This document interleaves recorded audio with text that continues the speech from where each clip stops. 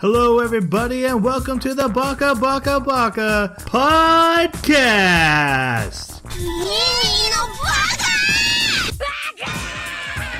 Baka. It's amazing how every time you open your mouth, you prove you're an idiot.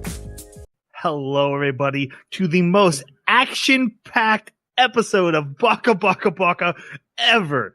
Okay, maybe the anime we watched wasn't that action-packed, but there is going to be fighting tonight. we are normally an anime podcast, I guess we still are, that watches an anime every 2 weeks and comes to discuss it like we're a book club. And then, with the idea that we live up to our namesake of being three idiots, we turn our discussion over to our audience. If you really want to see plot holes filled in, supplemental information that really fleshes out the stories that we discuss, check out our comment sections, especially on YouTube, but sometimes on Twitter and stuff. That's where the magic happens. We hope to see more of that. And those who are commenting, you guys are just killing it. Thank you so much. We really love your guys' comments. They're fantastic. Mm-hmm. But like I said, we have a battle tonight. We watched an anime called Violet Evergarden. And people, this is basically Baka Civil War. Okay? And, Yep. And I'm Thor. Hey. But let me introduce my co-host. And now that I've said that, I really wish I had done Marvel characters. But first off, we have the Sunny to my Will Smith, Jeremy. Who is Sunny? From the movie. movie. Oh my God, yes. Wait, no. Oh, for some reason I thought that in Men in Black, his name was Sunny. Okay, I know what you're talking about now, though, the robot. Yeah. Okay, How yes, are you, Jeremy? iRobot. I'm doing pretty good. I am in a Game of Thrones. Oh, man. Yeah, I mean, I've mentioned before that I've read the books. I didn't read them all because, I stopped reading them a decade ago. And they weren't all out. Martin, hurry up. Right? Exactly. But I had not engaged at all with the TV series. And I'm really, really impressed with it. I mean, it's very accelerated compared to the books, and that's to be expected. They skip over so many things that really left impressions on me in the books. There's a lot of scenes in the actual different battles that the characters have. I don't want to spoil anything. I mean, obviously everybody's seen it but me and maybe Jason, right? but it is really well done. I also I know I've like jumped in here and there to take a look at different scenes and be like, I remember this was a horrible scene in the book. Is it as horrible in the? Oh yeah, it's as horrible. And it's so bad. And the acting seemed a little bit flat to me in some of those scenes. And I was like, wow, I don't know what everybody's going on about. This isn't very good.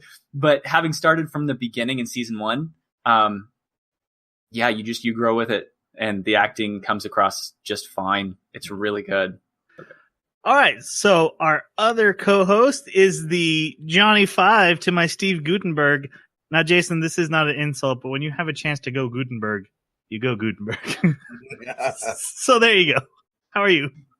I was hoping you were going to say Goldblum, but no. If there's one favorite actor from the 90s, it's definitely Goldblum. Was he in a movie about AI learning emotions? No, but he was definitely in a dinosaur movie. That's all that matters. Right. Doing fantastic. I picked my son strong-armed me into trying a game called Warframe. I guess it's from 2012. And I've heard whispers of it like this year. And apparently it's taking the gaming community by storm this year. So, yeah. I think people got just fed up with Destiny and then realized there was something better for free standing right next to them. And I think part of it is Fortnite. Like, people saw Fortnite and was like, wow, you can find a free game that is literally amazing. And then, oh, what's this Warframe that's also free? Oh my gosh, this is also amazing. I imagine it has something to do with it. Yeah, it's definitely a little grindy. And also you can get just absolutely smacked down to 0 real fast. But yeah, it's been a blast. My name is Troy, and I got to watch the second anime Godzilla movie. The sequel came out. It's on Netflix. I got to see it, and it was a lot better than the first one. When I watched the first one, I said it wasn't that good. Second one was really cool. I loved the idea they explored with Mecha Godzilla, and this one actually had like gray morality questions about it. If Godzilla takes over the planet and the planet adapts to be like Godzilla, what do humans have to evolve into to defeat Godzilla? And then there's groups that are like, no, we need to stay humans. And others like, no, we need to turn into something else. Wow. That's an option? All right. So let's talk about this super duper interesting. Okay. Jeremy, don't look at me like that.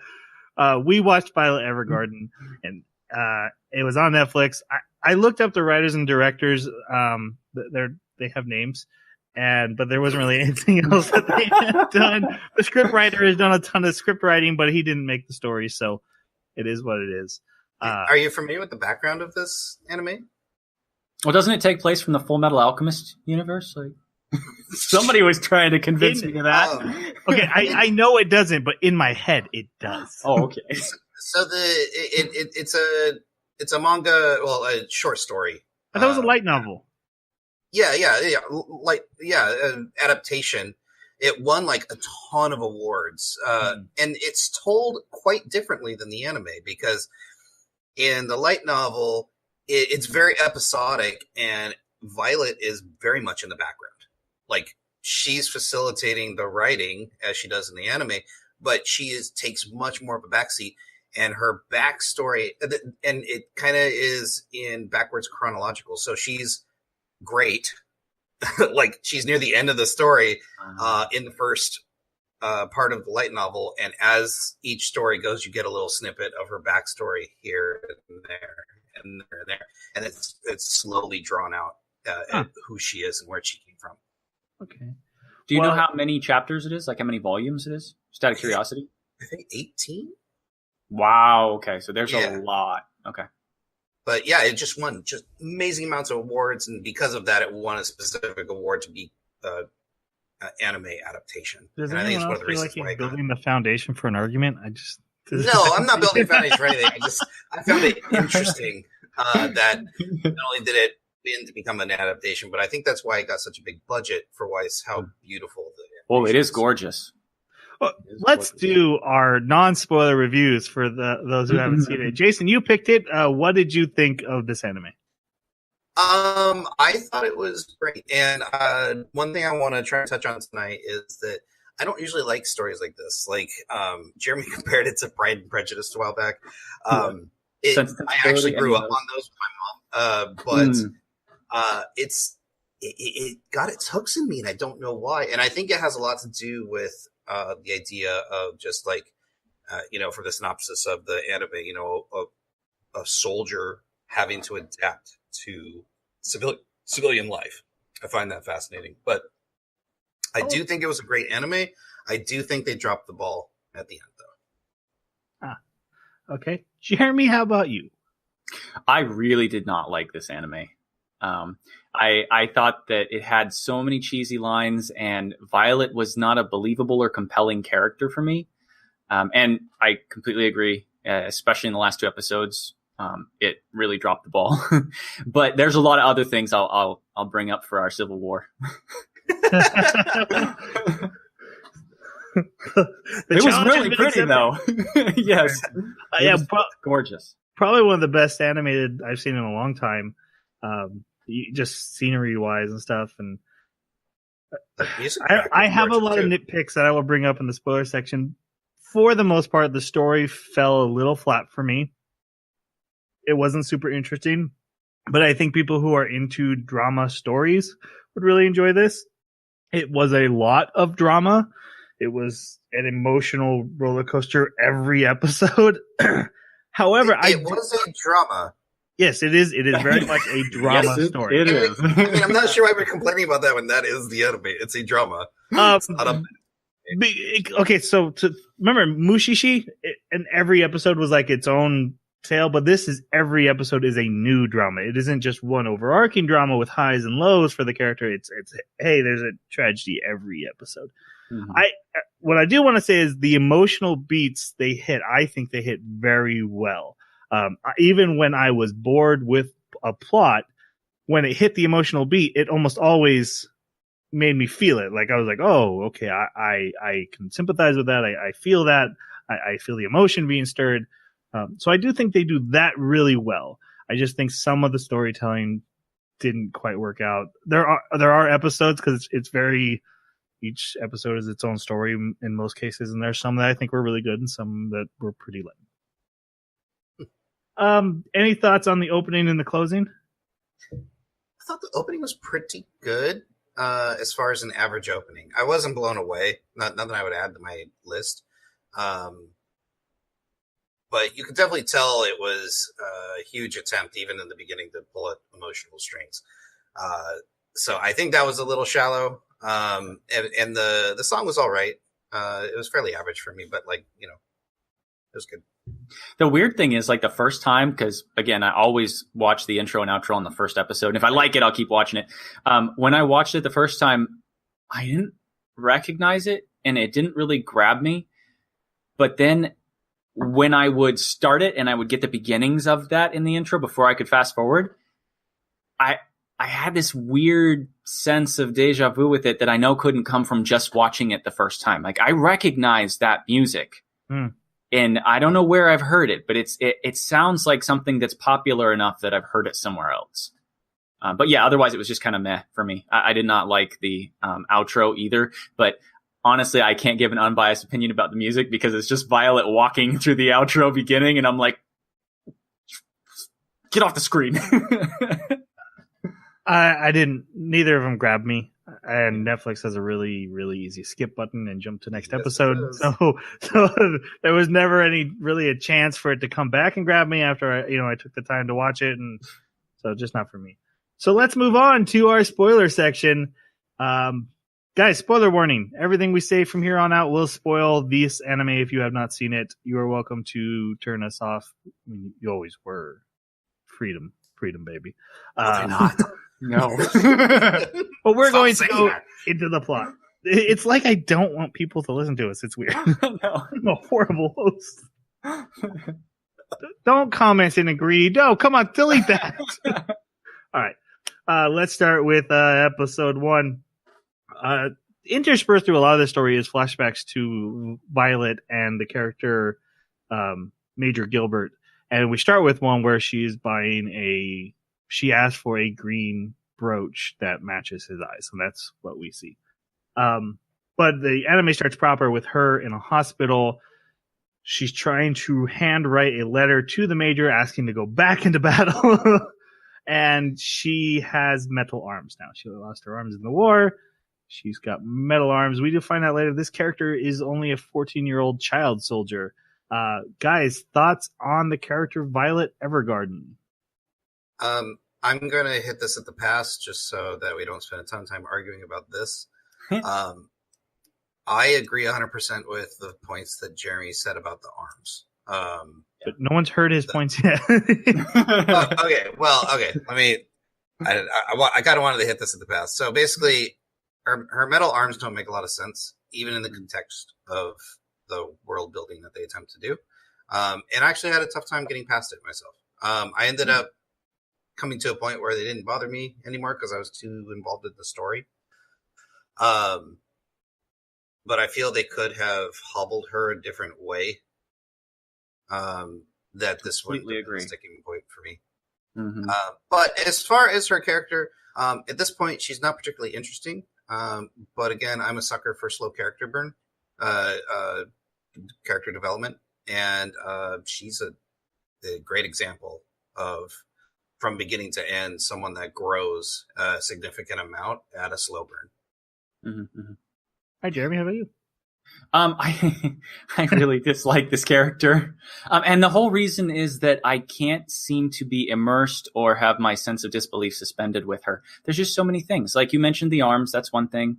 Another thing is her unbelievable physical capabilities during the war. I mean, when we do see the flashbacks of just what she's capable of doing, we have to keep in mind that she's between 10 and 14 during that period of time. And she's just human. And nothing else in this world seems to indicate that she is anything out of the ordinary as far as like superpowers or magic or some technology helping her or anything. She's just that good. She's just that skilled. And I mean, I guess it would make sense to me if I saw other characters that were like nemesis in her memory that were just as good on the enemy team, or allies that were. But it seemed like everybody in the platoons of trained soldiers was just completely and utterly devastated by her. And they were even afraid of her later on. Yeah. Yeah. And I did like it when the guy sees her is like, I give up. Yeah. I know who you are. I don't want to die. I'm just going to walk away. Yeah. There's 7 of us, but yeah, you win. Yeah. So I had a lot of trouble just coming to terms with the character as something that I could suspend my disbelief about and say, yeah, this is a real person. I believe this person could exist in the context she's presented in. I couldn't do that. And so every time that I would see her emotional journeys and how she's like growing from this feral child into someone who can communicate very gradually over that span of time in her backstory, and then through the story that we're witnessing where she starts to gain humanity, I don't really have a good starting point to understand how she's going about this gaining humanity. It's so fuzzy. And I don't even really understand the war and what happened and the sides. And I think, honestly, this character, if they had gone through and made me care about this character during the war, I think I would have been okay with her. Because I would have had a stronger foundation to build from. But since we're kind of being fed bits and pieces of her history as we're following her emotional journey, and the emotional journey is in the forefront, to me, she became nothing more than a means by which they could manipulate my emotions in a way that I was able to predict every single episode. And so to me, that was just like, I was watching somebody reach in through her as a proxy and like strum my heartstrings. And I'm like, stop it, let go, get away from me. Who are you? You will not manipulate me. And so I kind of resented every time that I felt any emotional connection to her. It probably should be noted you're not a super emotional guy too, though, right? Yeah, no, I'm not. And when I do experience it, I'm always a bit concerned experiencing strong emotions, because I recognize that it's a very effective way to manipulate and control people. Emotions make you do stupid things. And so I don't like people messing with it in ways I can understand and observe. So drama has that by nature. But I would like to point out that I do find your criticism of her backstory as far as being a child soldier. I like your the comment you made about if like there were other child soldiers, or if there was some sort of program we learned about where she like was kicked out of, and that's how she was found, right? yeah. A little more of that. So why was she so dangerous on the battlefield, and why was she so devoid of emotions?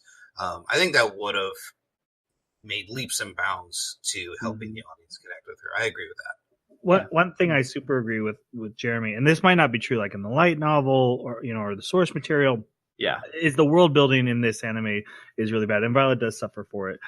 We don't see if child soldiers are normal in this world. We don't see if this kind of, like you said, this kind of metal arms are normal. Even there's a scene in the end where the rebel soldier leader is like, why are you fighting this war? Because there has to be a war, not we are going to keep our independence or something like that. It's just we have to keep warring because of warring. And it's like, wait. Why are you? That's not a reason to keep warring. Why are you rebelling? Why are you rebelling against the peace treaty? And a really easy one would be like, you're not going to take our independence or something. But they weren't. The two countries were just going to stop fighting, and there's just a faction that wants the two sides to keep fighting. Maybe they're the arms dealers. I don't know. And like I said, in the I would guess in the light novel this kind of thing is explained really well, but it wasn't here. As far as the character Violet, I do think they do a good job growing her. I think the emotional beats that she hits are good. I would have liked to seen her. I mean, we get to see her learn how to be sad and learn how to be guilty. I would have also liked to have seen her learn how to be happy and maybe something a little more cheerful on the other side. It was sad the whole way through, basically. There were happy moments.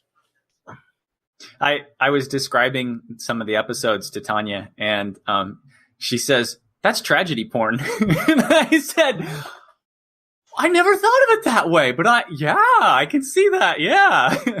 Jeremy, you once asked me, because of this podcast, what kind of emotionless characters do you enjoy? And my answer was, I like emotionless characters when they're used to explore what emotions mean.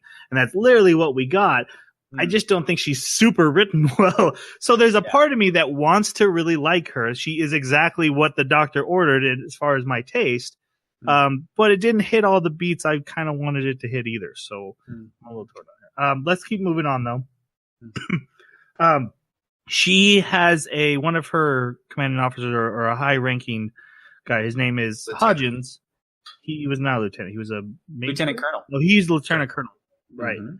But he has dropped out of the war and he started his own company, and he had promised her caretaker, Major Gilbert, that he would take care of her after the war. He tells her Major Gilbert is preoccupied at the moment, can't be reached. But he's going to take her to the Evergarden house, which, as far as I understand, is like cousins of Gilbert, friend. I think they said family at one point, but they're not the same last name as him.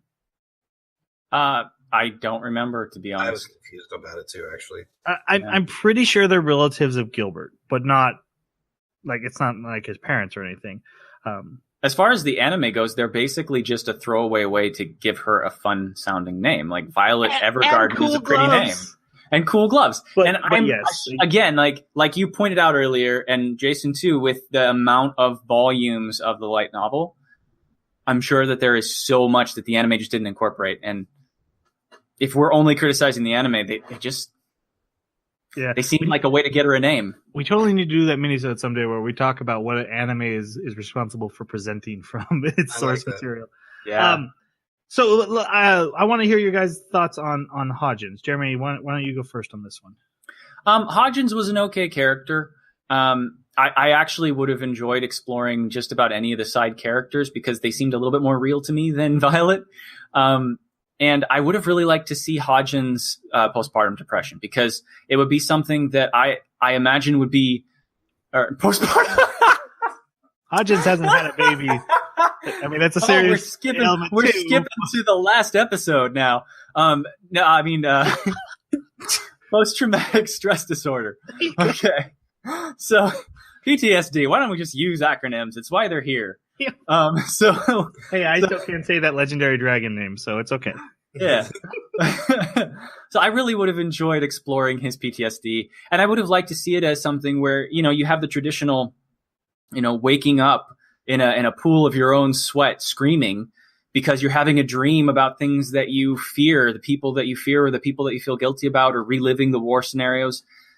Seeing him cope with those things, or drinking, or not wanting to engage with people in public. So it seems like an opportunity to have had a character that we would have been able to see a really strong reflection of just how bad it could have been. Mm-hmm. But instead, he was just kind of the supporting character that was there to help ground Violet as, so that he could be kind of the realistic yet friendly and helpful. And someone who's going through a similar pain so he can relate and kind of help her guide her through it. But it was a very soft presentation of that pain. Like I'm sad and I'm depressed, but it's not debilitating. It's just, I'm still maintaining my composure.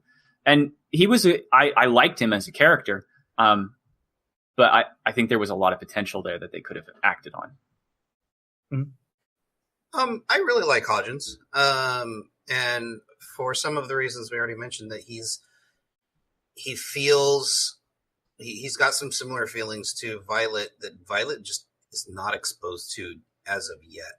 And he's more mentoring her at this point than taking care of her, because he's trying to prepare her for the moment where she's going to realize that she isn't all good. Like everything's not fine. Mm. And he does come across as a guy barely holding it together because he's got a company to run and he's got people that depend on him. You're right. I think if he had some sort of other problem, that would definitely have maybe enhanced the character. But I think that's one of the strong suits of this entire anime as a whole. Is I didn't feel there were any characters that had any significant amount of time spent on them that were throwaway. I think every character was fairly deep. They were flawed, and they all had lessons to learn. And Hodgins included. I agree with that, Jason, but I still also agree with Jeremy's that they could have had more time to flesh that stuff out. Oh, absolutely. The anime was far too short, and I think that's one of the reasons the ending gets dropped. But we can explore that. Or maybe it's really focused on. No, it wasn't too short. Don't make me watch anymore. So when I got to episode 12, I was like, wait. Because it ends on a cliffhanger until you... There's 13? But no, I agree with you. If they'd spent more time developing them, made it a longer anime, I think they could have done more justice. So I really liked Hodgins, the character, through most of the story. And actually, probably one of my favorites. I just really liked what they did with him and who he was and his relation to Violet. My only issue with him is the flashbacks kind of didn't make sense to me, because when he talks about how he knows she's burning, right? That's the big line he drops, which I thought was a great line and a real big setup for her arc of where we're going. And I was really into that. But that's the first time he sees her, and that's before she ends up with Gilbert. When he meets her officially, when she is with Gilbert, he says to Gilbert, "You're not using her like you should." As in, you should. She's a weapon. She's a tool. And yet, when he said that burning comment, he flashes to the first time he saw her, and he's like, "Oh man!" Like he felt bad at that time, like, "Oh man, having a child soldier, that's messed up." But then when he sees her, he's like, "Oh yeah, we should totally be using that." And then the next time he sees her after the war, he's like, "Oh god, I gotta get this girl's humanity restored." And I have a kind of hard time connecting those three dots in the order that they are presented. Mm-hmm. Let me clarify, because I'm not 100% sure I understand. You're saying that the time he said "you're burning," that, as far as I saw, it only happened after, like when she's trying to regain her humanity. Basically, he's observing, you've been left with the scars of battle in the present. Yeah. So when he says "you're burning," there's a flashback shown of him seeing her in front of a council, and that's before she's given to Gilbert. She still has her arms, and so that's like right before Siegfried, whatever his name is. Yeah, because I thought Siegfried found her on the front lines, is what he said. Right, but she was presented to the top military brass. They decided to give her to Major Gilbert, the head of special forces, to use as a weapon. And in fact, order Major Gilbert, use this as a weapon. You have to. Well, and wasn't the colonel his superior? Like the lieutenant colonel, I should say. Wasn't he the superior to Gilbert? Hodgins is his superior. Eventually. At the time when he officially meets Violet, he is. And that's when he says to her, says to Gilbert, "Man, you should be using her differently." Kind of saying, like, why are you treating her like a human? So what I remember is that Gilbert and Hodgins both were very human characters in all of the backstories that we saw with them. Right. And they seemed very similar for that reason. Like Hodgins was almost like just a redheaded version of Gilbert in some ways, that survived the war. But at the same time, if he's in the position of being a superior officer and they have a weapon, and the weapon has been, it's considered to be just a weapon, then that's just part of war. Like, you use your weapons. I guess I just got the assumption from that flashback of the first time he sees her that he was like, "Man, this is messed up. This isn't right." Mm-hmm. The second time he sees her, he's not so morally conflicted about it anymore. And then the third time he sees her, he's like, "Oh man, that was really wrong what we did." I think it's the emergency of war. Like atrocities are committed in war. Bad things happen. It's like to the Tanya Evil episode, right? Where afterwards is when you can look back and be like, I feel really bad now. Morally, if I don't take the context of the war taking place right now, there is no excuse for this behavior. But how many lives did she save by what she went through? Or sending those guys into the bunker. oh, that bunker got hit. Whoops. That's right. That's right. Yes, exactly. So Violet, after not wanting to be with the Evergarden estate, is brought to Hodgins' letter. Can we hit that story beat just real quick? Because I think Jeremy called out one of my favorite things about her through most of the story is she would be presented with situations that kind of required a social delicacy of some kind. And she's just like, yeah, I'm not your replacement for your son. Yes. Yes. It was things like this that made me think, she's got to be AI. She's got to be a robot because she's not getting any of the social cues. Right. Like, Jeremy had a running theory that she was an actual robot through the Yeah, whole I thought she was a real automated without doll. knowing what technology levels we're actually dealing with.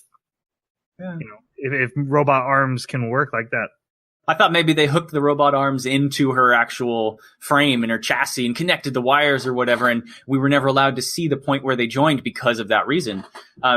There's a show that Tanya was watching like a month ago. It's called How to Be a Latin Lover.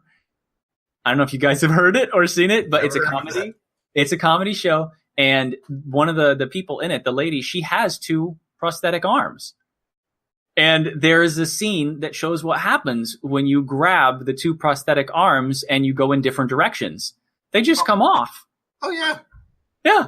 And It's so, just like, all I the can't. straps. Yeah. And the whole time I was watching this, I'm like, how did her arms not come off? And how is she controlling them so finely? And I kept remembering that scene.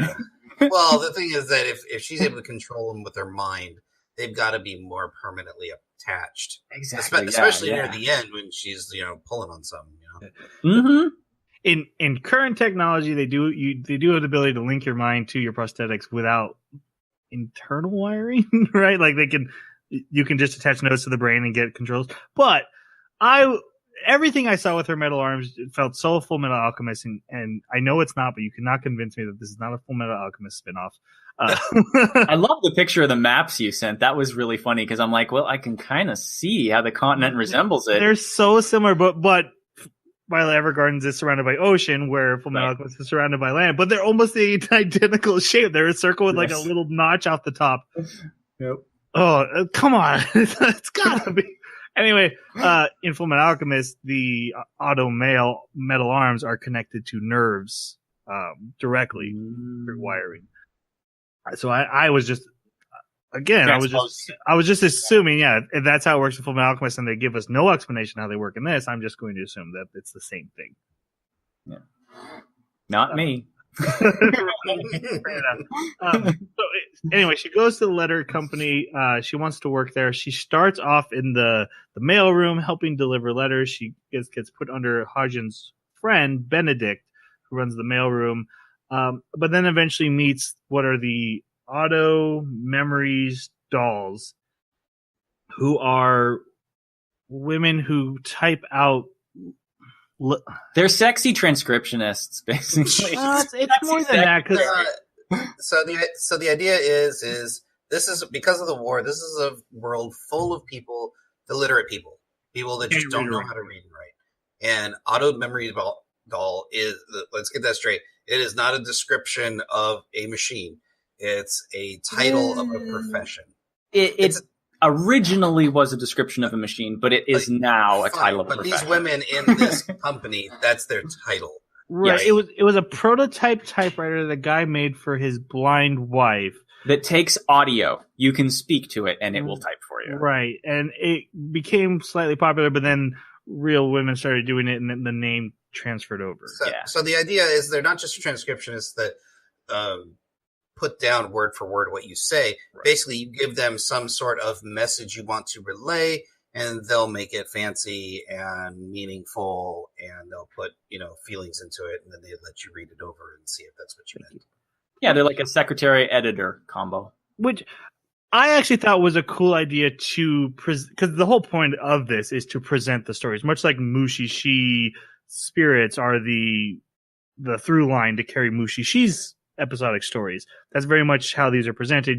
A tragedy is happening, and they'll call for a doll to write their letter, and they present their story, and then a letter will be written. Usually letters, but they can write other stuff too. She meets the other dolls. There's a couple of them, but really Catalia is the only one that's super important. So I want to take this time to talk about both Benedict and Catalia. What do you guys think of them? Before we get into it, does anyone know what they were arguing about originally? I had no clue. I couldn't tell which ones were boning. Is it Catalia and Hodgins that are boning, or Catalia and Benedict that are boning? I think Catalia and both. I have no idea. It's got to be Hodgins. I assume.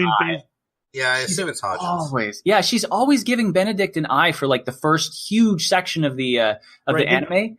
They quarrel like lovers. Yeah.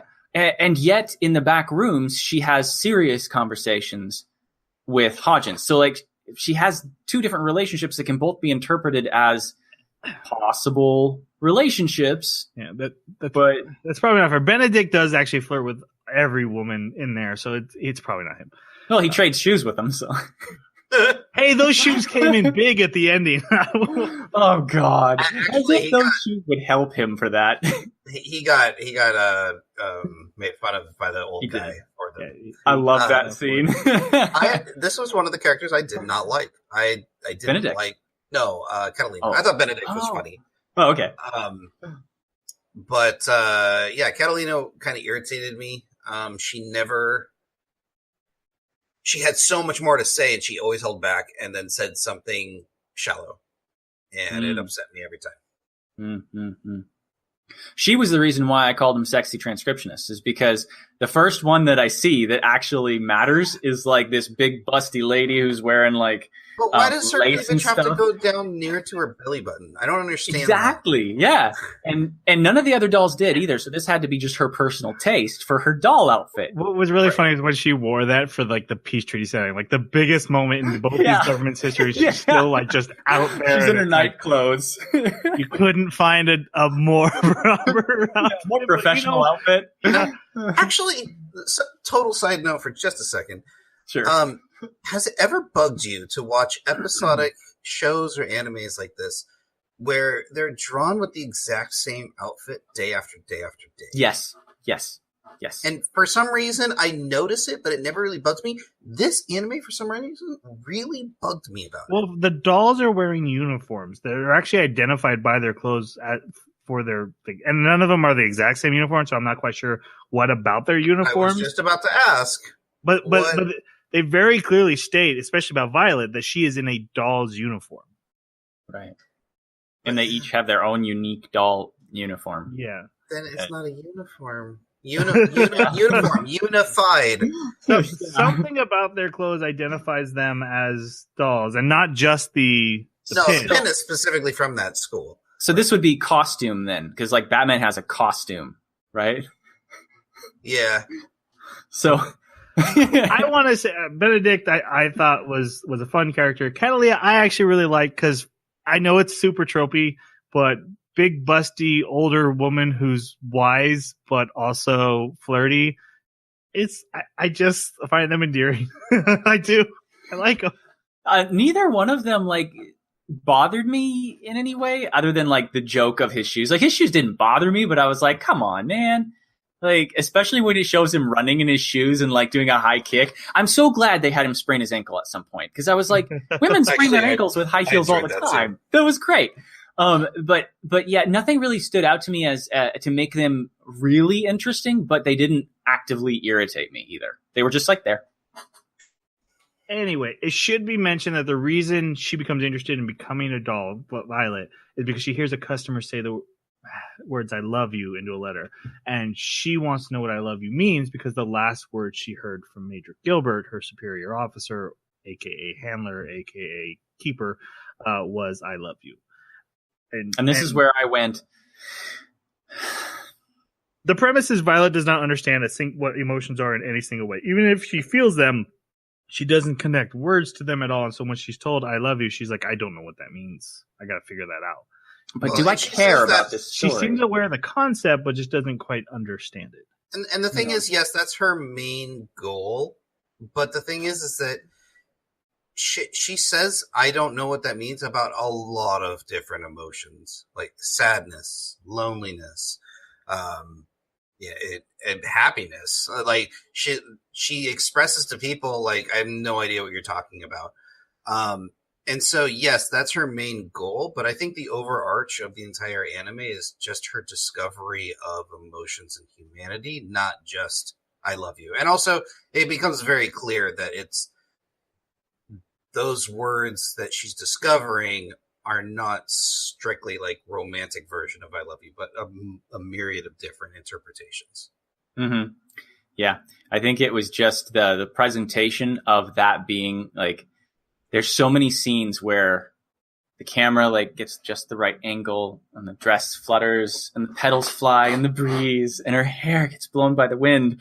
And then you have lines like this as well. And I'm like, okay, if they didn't spend so much time trying to give me imagery to affect my emotions, then these lines I might think more deeply about. But when they're using that tactic on top of this, I'm like, am I watching Lifetime Anime Network? Like, what's going on? But I actually do agree with you that there is a lot of other emotions that are explored. And this should be in my wheelhouse because I love the idea of inhuman things learning about humanity and trying to become human and wrestling with that understanding of what it means to be human and have emotions. But I think purely because she wasn't inhuman, but she was in fact human, and we didn't know enough about her backstory for me to really connect with her. I couldn't. It felt like an incorrect application of my wheelhouse, which further irritated me. Correct me if I'm wrong. The way you just described that, it almost as if you could summarize that entire thing as I feel exploited. Yes. Okay. Yes, I do. Yeah, like it's my wheelhouse, and you lied to me. She's human. Well, I mean, she is human, but she was raised inhumanly. Feral children, no emotions. They know what they are in real life. It's been a lot of. I mean, that's not a new thing. There's been a lot, especially in anime, but there's been a lot of stories about child soldiers that are emotionless and having to. I like the idea that she was raised in some sort of like super soldier secret program. So I had this theory watched it, and there's something that just as I watched this, it just kept building and building in me that we are watching a story that actually takes place between the real story and the epilogue of that real story. Mm-hmm. That in every other version of this anime, the anime is Violet being raised by Gilbert, and they have action and battles, and he slowly brings out her humanity, and at the very end, when he dies and says, I love you, that turns her into a full human mentally. And then we get an epilogue where she's an older woman who now is well adjusted and in touch with her emotions, and we skip all this part. And that's the story. And then this story says, yeah, but that part is the interesting part to us. We'll tell you that anime happened, and you're going to get to that point down the road. That's one thing. This anime is a little predictable. You can kind of see where it's going a mile away. It's pretty predictable. But they want to tell that story of in the middle. How did she go from having her humanity awakened to being that well-adjusted human being?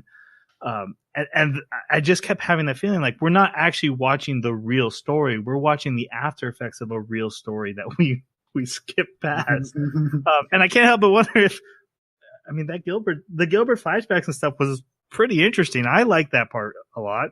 Yeah. I don't know how you guys felt about it. I would have enjoyed watching that anime. Actually, I think depending on their pacing and depending on how important it was to like focus on the emotion. But yeah, if they played it for the action, but they had like one or two really potent dramatic moments where, you know, things got really emotional, ReZero, right?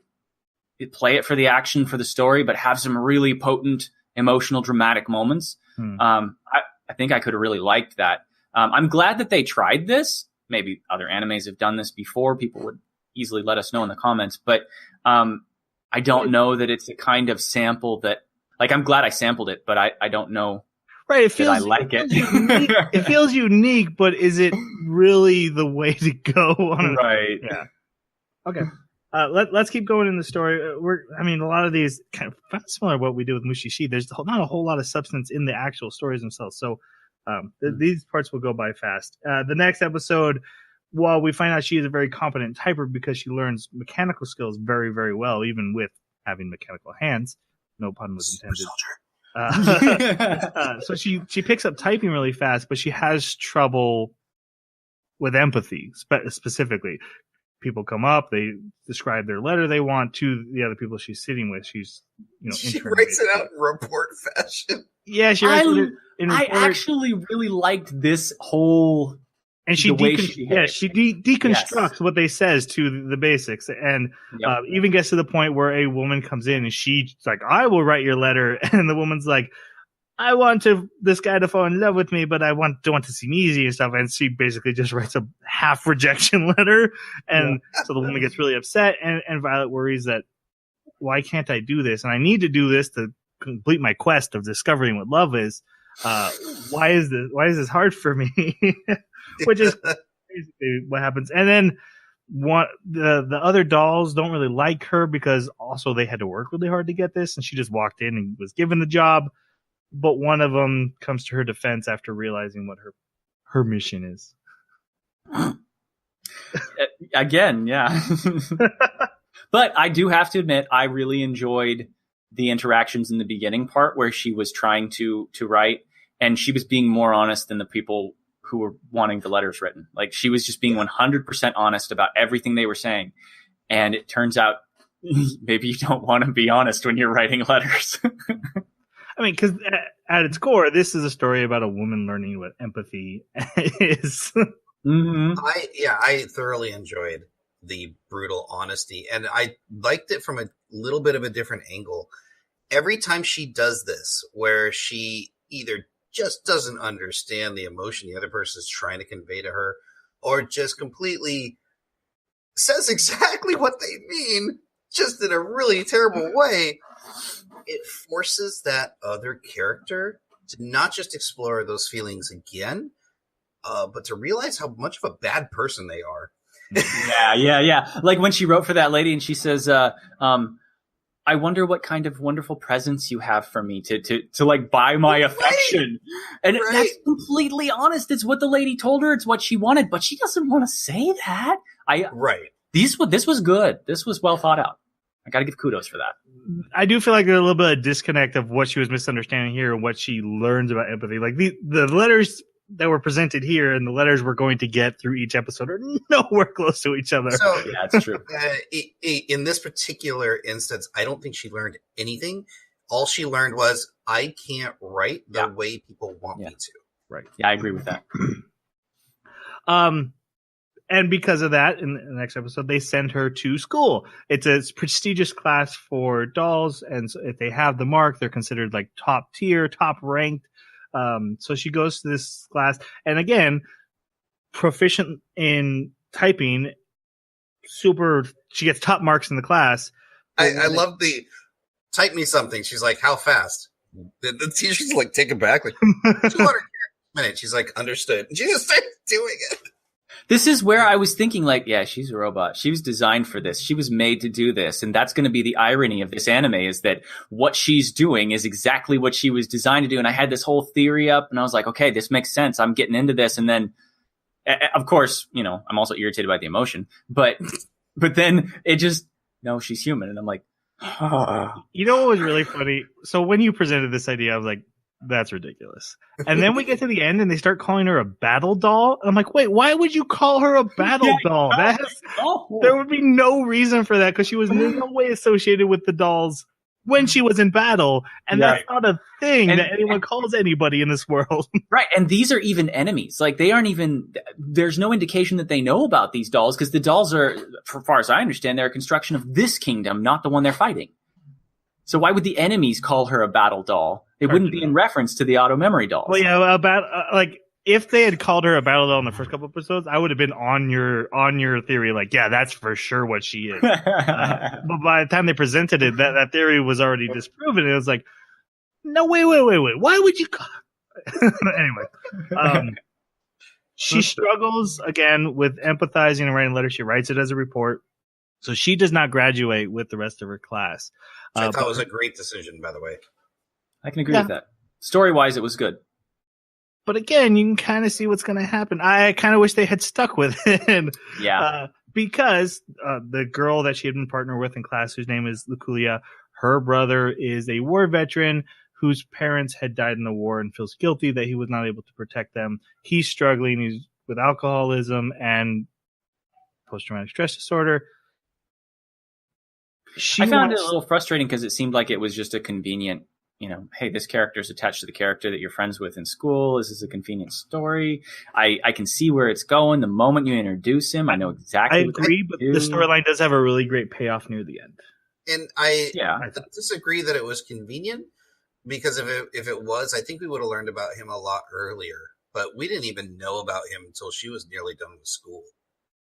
Well, we had to get to appreciate Luculia. Right. I thought her background was a bit of a payoff, that she was hiding this pain.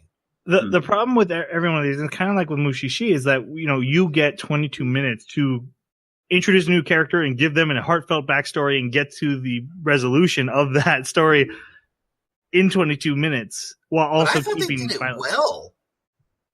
Sometimes, like I said, I think they get the emotional beats well. I liked Luculia. It just came across as very I saw the formula as soon as they mentioned the brother. I was like, oh, I know exactly what your formula is. Absolutely, same and here. Then boom, boom, boom, boom, and so it didn't have any impact on me because there was no surprise. Like, having just recently started watching Game of Thrones and remembering what I found so great about the tragedies in Game of Thrones is that they're accompanied with shock, right? Like, that tragedy hits you like a wall, like a brick wall, because you didn't see it coming. And I don't know. I saw every emotional beat coming. Like you said, it's pretty formulaic and it's pretty predictable, but I didn't find that to be an issue for my enjoyment of the anime. Like, I felt that the story was told in a way that was satisfying, even though yeah, you're right. As soon as we see the brother, it's like, oh, he's an alcoholic veteran that's got a hobble and she's having a hard time dealing with him. And their parents are probably dead. Oh, yep. Parents are dead. Yep. But the interaction between Violet and Luculio was heartwarming. For me. Oh, yeah. I believe that.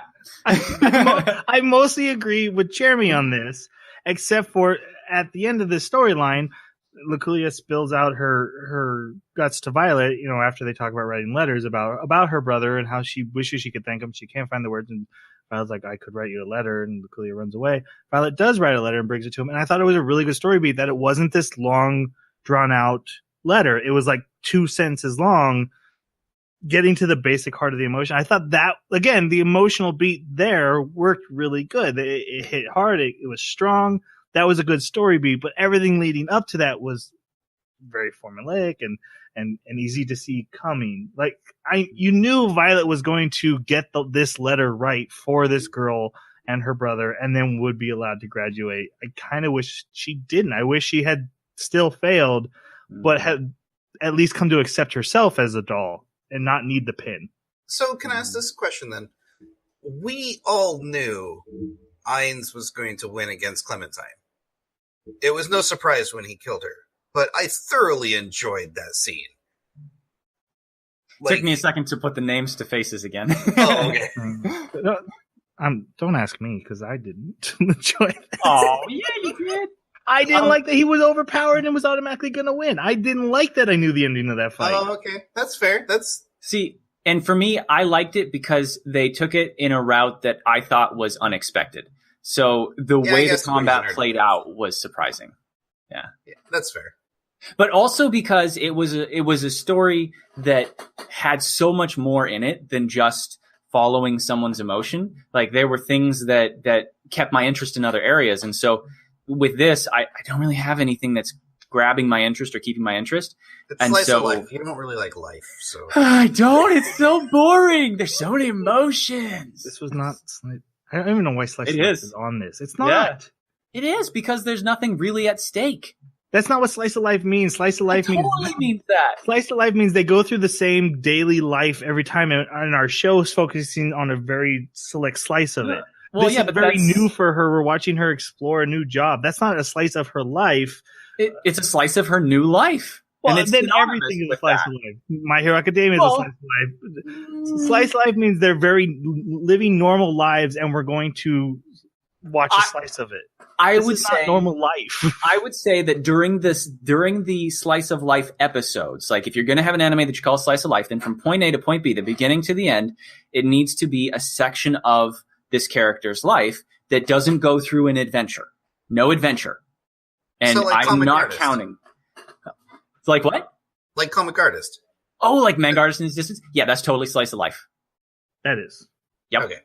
Yep. Because it was just he does his daily job, Yeah. and we get to see a slice of that. But if something crazy happens and an adventure happens and things are at stake, I think you're wandering out of slice of life. And so I guess you could make the claim that in the last 2 episodes, there was a little bit of like departure from slice of life, but that was very poorly executed in my opinion. And so it doesn't fit.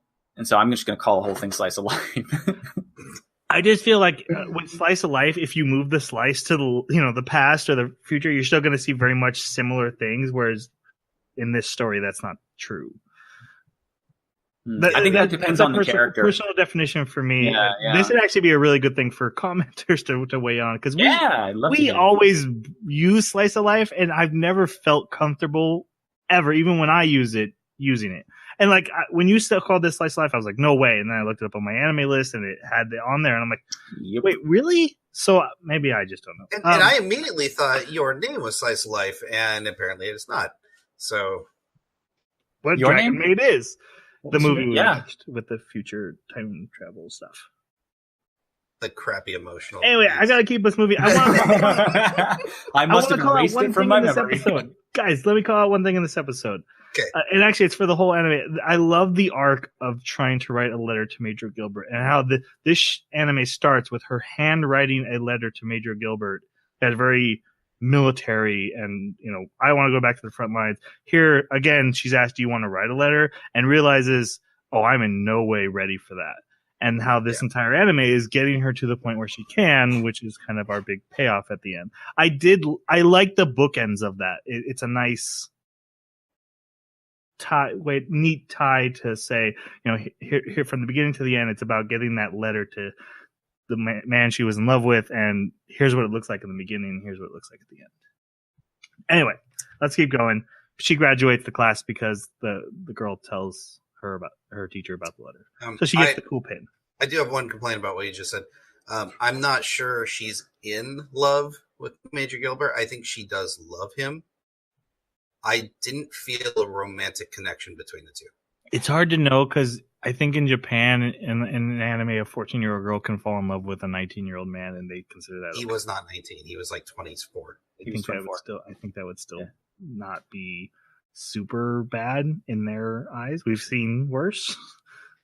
And I honestly think that, like, even if she didn't, I honestly think that she did have a romantic interest in him, but she doesn't understand. Like, I don't mean a sexual interest. I mean, like, I want to spend my life with you interest. In this anime, a 14-year-old character gets married and falls after falling in love. That's true too.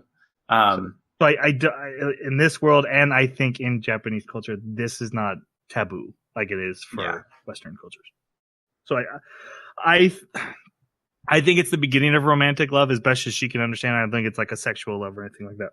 It felt very paternal. I think this character would be okay marrying Major Gilbert, though. I don't ship him.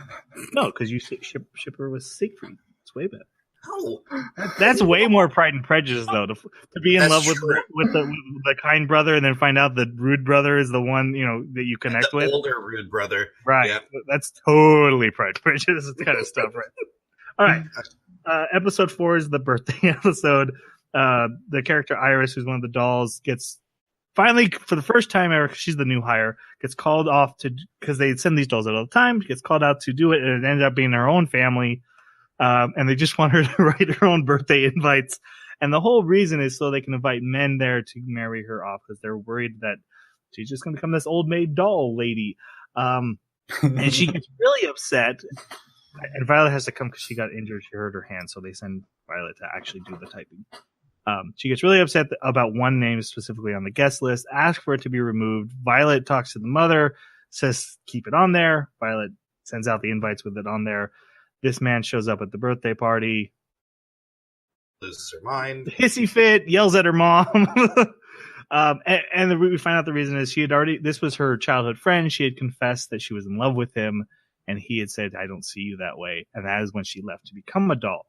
And then after talking with Violet about love, decides to write a letter to everyone at the party that she ruined and her own parents, apologizing. And Violet writes a very beautiful letter to the parents. And actually, again, this is a story that I felt was like, this is kind of dumb. I thought it was interesting that the man didn't love her back, or I thought for sure they were going to like have him show up and say like, "Oh, I just didn't have the money to marry you at the time," or something. That felt very predictable. I thought that he actually did not love her, and they stuck with that. Was a good story beat. But the really interesting part about this was the letter to the parents saying, "I know this isn't what you wanted for me. I know this is not what you imagined for me, but I am doing my best, and I need you to support that." And that, I felt the heartstrings tug on that one, even though the rest of the story I was like, meh. This episode for me was pretty meh, but my favorite part about this episode was the same thing that was my favorite part about the last episode. And that's, what's the doll's name? Iris is yelling at Violet, like, "Why did you keep that guy's name on there?" And just laying into her about, like, "You didn't do this thing." And she's like, "I don't know why you're mad. And also, I don't know why it's a problem that his name was on the list. You haven't told me anything." And I think this exposes like a real life issue between couples, between people, even professionally. It's like you might get angry at someone and they don't have all the information. And like, especially when you're dealing with someone that doesn't understand emotions, and you know this because you work with them, but then you don't spend the time to go, "Oh, you put his name on there, it will make me feel real sad." And sadness is da da da da da. Like, she didn't do any of that because she expected her to be like a normal girlfriend, right? Like, you would get this, that I don't want this guy. And you get the vibe that something happened between us. Like, no, she's not going to get any of that. So I thought that bringing out the honesty of what the underlying issue of this whole arc, I thought was a really strong point. I can agree with that, but she's not a robot. She's super soldier. Yeah, she's super soldier. Inhumane. I am sticking with that theory. She is a super soldier from a super soldier program. If they gave me that, I would have liked it. If they gave me that, hey, you're giving okay. She was boosted by alchemy. She was boosted by alchemy. I like that. She's the reincarnation of Saber. Oh my god, I think that's just clear. Yeah. I love how the pictures that show like her and Saber side by side. Even their outfits are similar. Yep. Yeah, guys, when I watch it, that's my nitpicks is that I feel like I'm in the Full Metal Alchemist world and I'm watching an HD version of Saber run around, not being Saber, writing letters and then asking, "Did the letter express your emotions to your parents?" And it's like an itch in the back of my brain that's like, just connect to one of these anime that you look so much like. This anime would have been so good if it was a Full Metal Alchemist spinoff. It would have, everything fits. That was a war-torn country. Everything would have made sense. And imagine, like, in one of those scenes where there's the fire behind her and she's, like, taking out a soldier, like, she pulls out that invisible blade. See? It's better now. I'm just saying, there's only one thing that didn't fit, and that's that there was an airplane. There's no airplanes in Full Metal Alchemist. Other than that, everything else would fit. You don't even need to have an alchemist show up because they're rare. A lot of characters in Full Metal Alchemist didn't know what alchemy was. You don't need to have alchemists running around. It's the same time period. Everything would have fit, and the arms would have made sense. Yeah, like I told you. Metal Alchemist too, don't you? Yeah. I'd have given it a pass. I'd have given the arms a pass if it was Full Metal Alchemist or anything even remotely like it. Yeah. Fair enough. All right. Next episode is the Princess Love Letters. Violet is commissioned to write public love letters between two countries that were at war in this big war who are trying to unify. And she's going to work with the princess and write these public love letters, who turns out to be just this 14-year-old brat of a person. This felt so Pride and Prejudice, this episode. Okay, to be fair, I've never seen Pride and Prejudice. There have been so many versions Jane of it. Eyre? No, so you guys have both Sense told and me your Sensibility? mom made me watch that stuff. My mom made me watch Creature from the Black Lagoon. Aw. Your mom's so much cooler. I've never even seen that. Oh, yeah, it's good. Sense and Sensibility. Yeah. Who did you ship in it? Oh, the Creature. The creature. And the lagoon. I wanted the guy from Jane Eyre to die like multiple times, but it's never Be- happened. Because Creature from the Black Lagoon is in black and white, I was like, why would they go to a black water lagoon? That seems gross. Dangerous. Water. Never got those movies. A little kid, just for context. All right. The piranhas are really dangerous. Don't go in the water. I'm just gonna go up mountain. Back to the story. Go off the rails. That comes in the last few episodes. So Princess Charlotte, I thought, okay, so I don't think this one was as predictable as the others. I thought this was a little bit more of a surprise because she starts off with like, I've never met him. And, how do we know this is true love? And I thought for sure she was going to have a village boy that she grew up with that she was actually in love with. And then Violet would help work that into the situation. Where that was not the case. Forced to marry someone she hates. What we find out is that she's actually in love with this prince, had met him once, and he was very nice and kind to her, even though she was crying at his birthday party. Her birthday party. And she 10.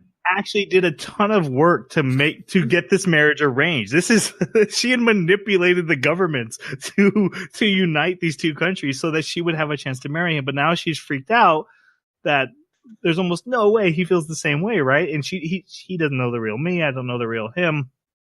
So Violet breaks the rules, which is something that kind of was out of character for her because everything else had been like, I'm doing this by the rules. I'm doing this by the rules. She decides I'm going to break the rules, and she convinces the prince's doll to have the prince write a handwritten letter in his own words. And they two actually start doing this, the prince and the princess, which is still public for everyone to see. And it becomes this big soap opera where they're like, oh yeah, I'm not good enough for you. Loves it.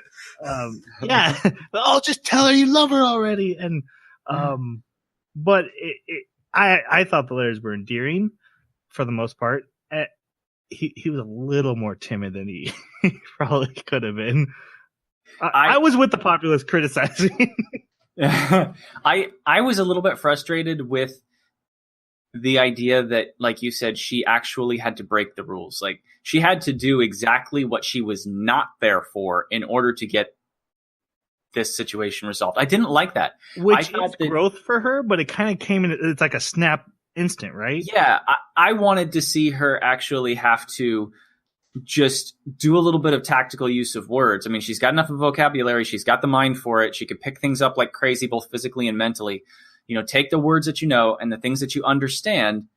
This girl's explained to you what's going on and what she wants to do, and use, be a little bit more roundabout in your approach. Say the things that are honest and true, but still be roundabout, be flowery the way that you were before. And the fact that she just went so straightforward, like we're having a telephone conversation now, to me was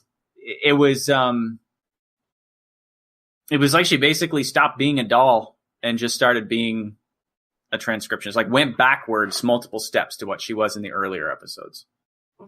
Being a direct, like, this is what you mean, so I'm going to write what you mean. And then she got Catalia to do it too on the other side. I think the growth is her recognizing to branch out of what she's been ordered to do.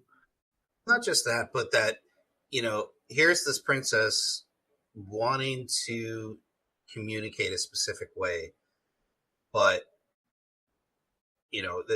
her job at the moment was to give these grandiose, like, public announcements of love. And yeah, after a couple of them, the public ones, they started getting nauseating about the moon and how incorporate the moon and the flower, at the ruffles of my dog's fur. Like it just kind of got nauseating, and I liked that she decided to break the rules. But what I did like also is that Catalia basically called her on it and said, "You owe me." And another thing that was endearing for me is it took 5 episodes, the end of this 5th episode, to get an emotional response from Violet. Like, this is the first time she even cracks a smile. Even then, it's still hardly anything. I didn't notice the smile, to be honest.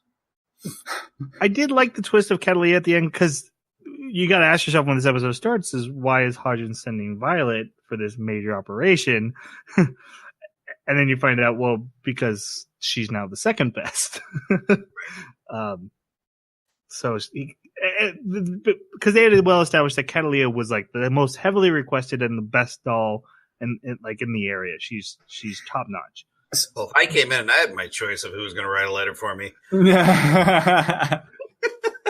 So, like in the first couple episodes, we're told that Catalina and the short-haired one that's like this Iris? all the time. No, the other one. Yeah, no, the other one. Erica? Yeah. We were told that they were the two best, and it seemed like it was a large margin that they were better than Iris. Erica doesn't like to write letters. She's very timid, right? Timid about it. Then how can she call herself a doll that's job is to write letters? They do a lot of other work, and Catalina gets all the personal arrangements. Yeah, there's like they do a ton of like bank statements and weird stuff like that. They do a lot of that too. Did they say that she didn't like writing letters? In the second episode, when the customer comes in and requests Catalina and Erica and Violet are the only ones there, Erica is like, I don't. And Violet's like, I'll do it. And that's how the whole problem starts. And then Erica's like, I'm actually a failure as a doll. I want to get good, and I had a purpose for doing this, but I've kind of just sunk into the background. Yeah. Good.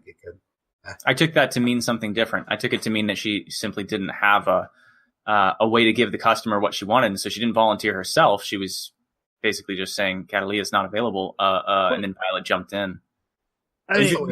But after that, it seems like she's fine, and then Iris also seems fine. But I guess Violet is just... I never saw Erica write a letter. No. I just assumed that was part of the role of being, like, what good is it for them if all they're doing is just being a complete transcriptionist that doesn't change? That's not true. That's being written. We do see Erica write letters, but nothing big. Because Violet sits with her while she takes letters. Right, and the guy gets all upset, and then she twists his arm. Right. Yeah, that's right. So Erica's actually, I guess you could take from that she's not great at this, and she's the second best in the beginning. Like I don't know. It just seems like it's so fluid. Like, hey, at this point in the story, this is the situation. Now, at this point in the story, Violet's just jumped up, even though we've only seen like 2 letters that she's written.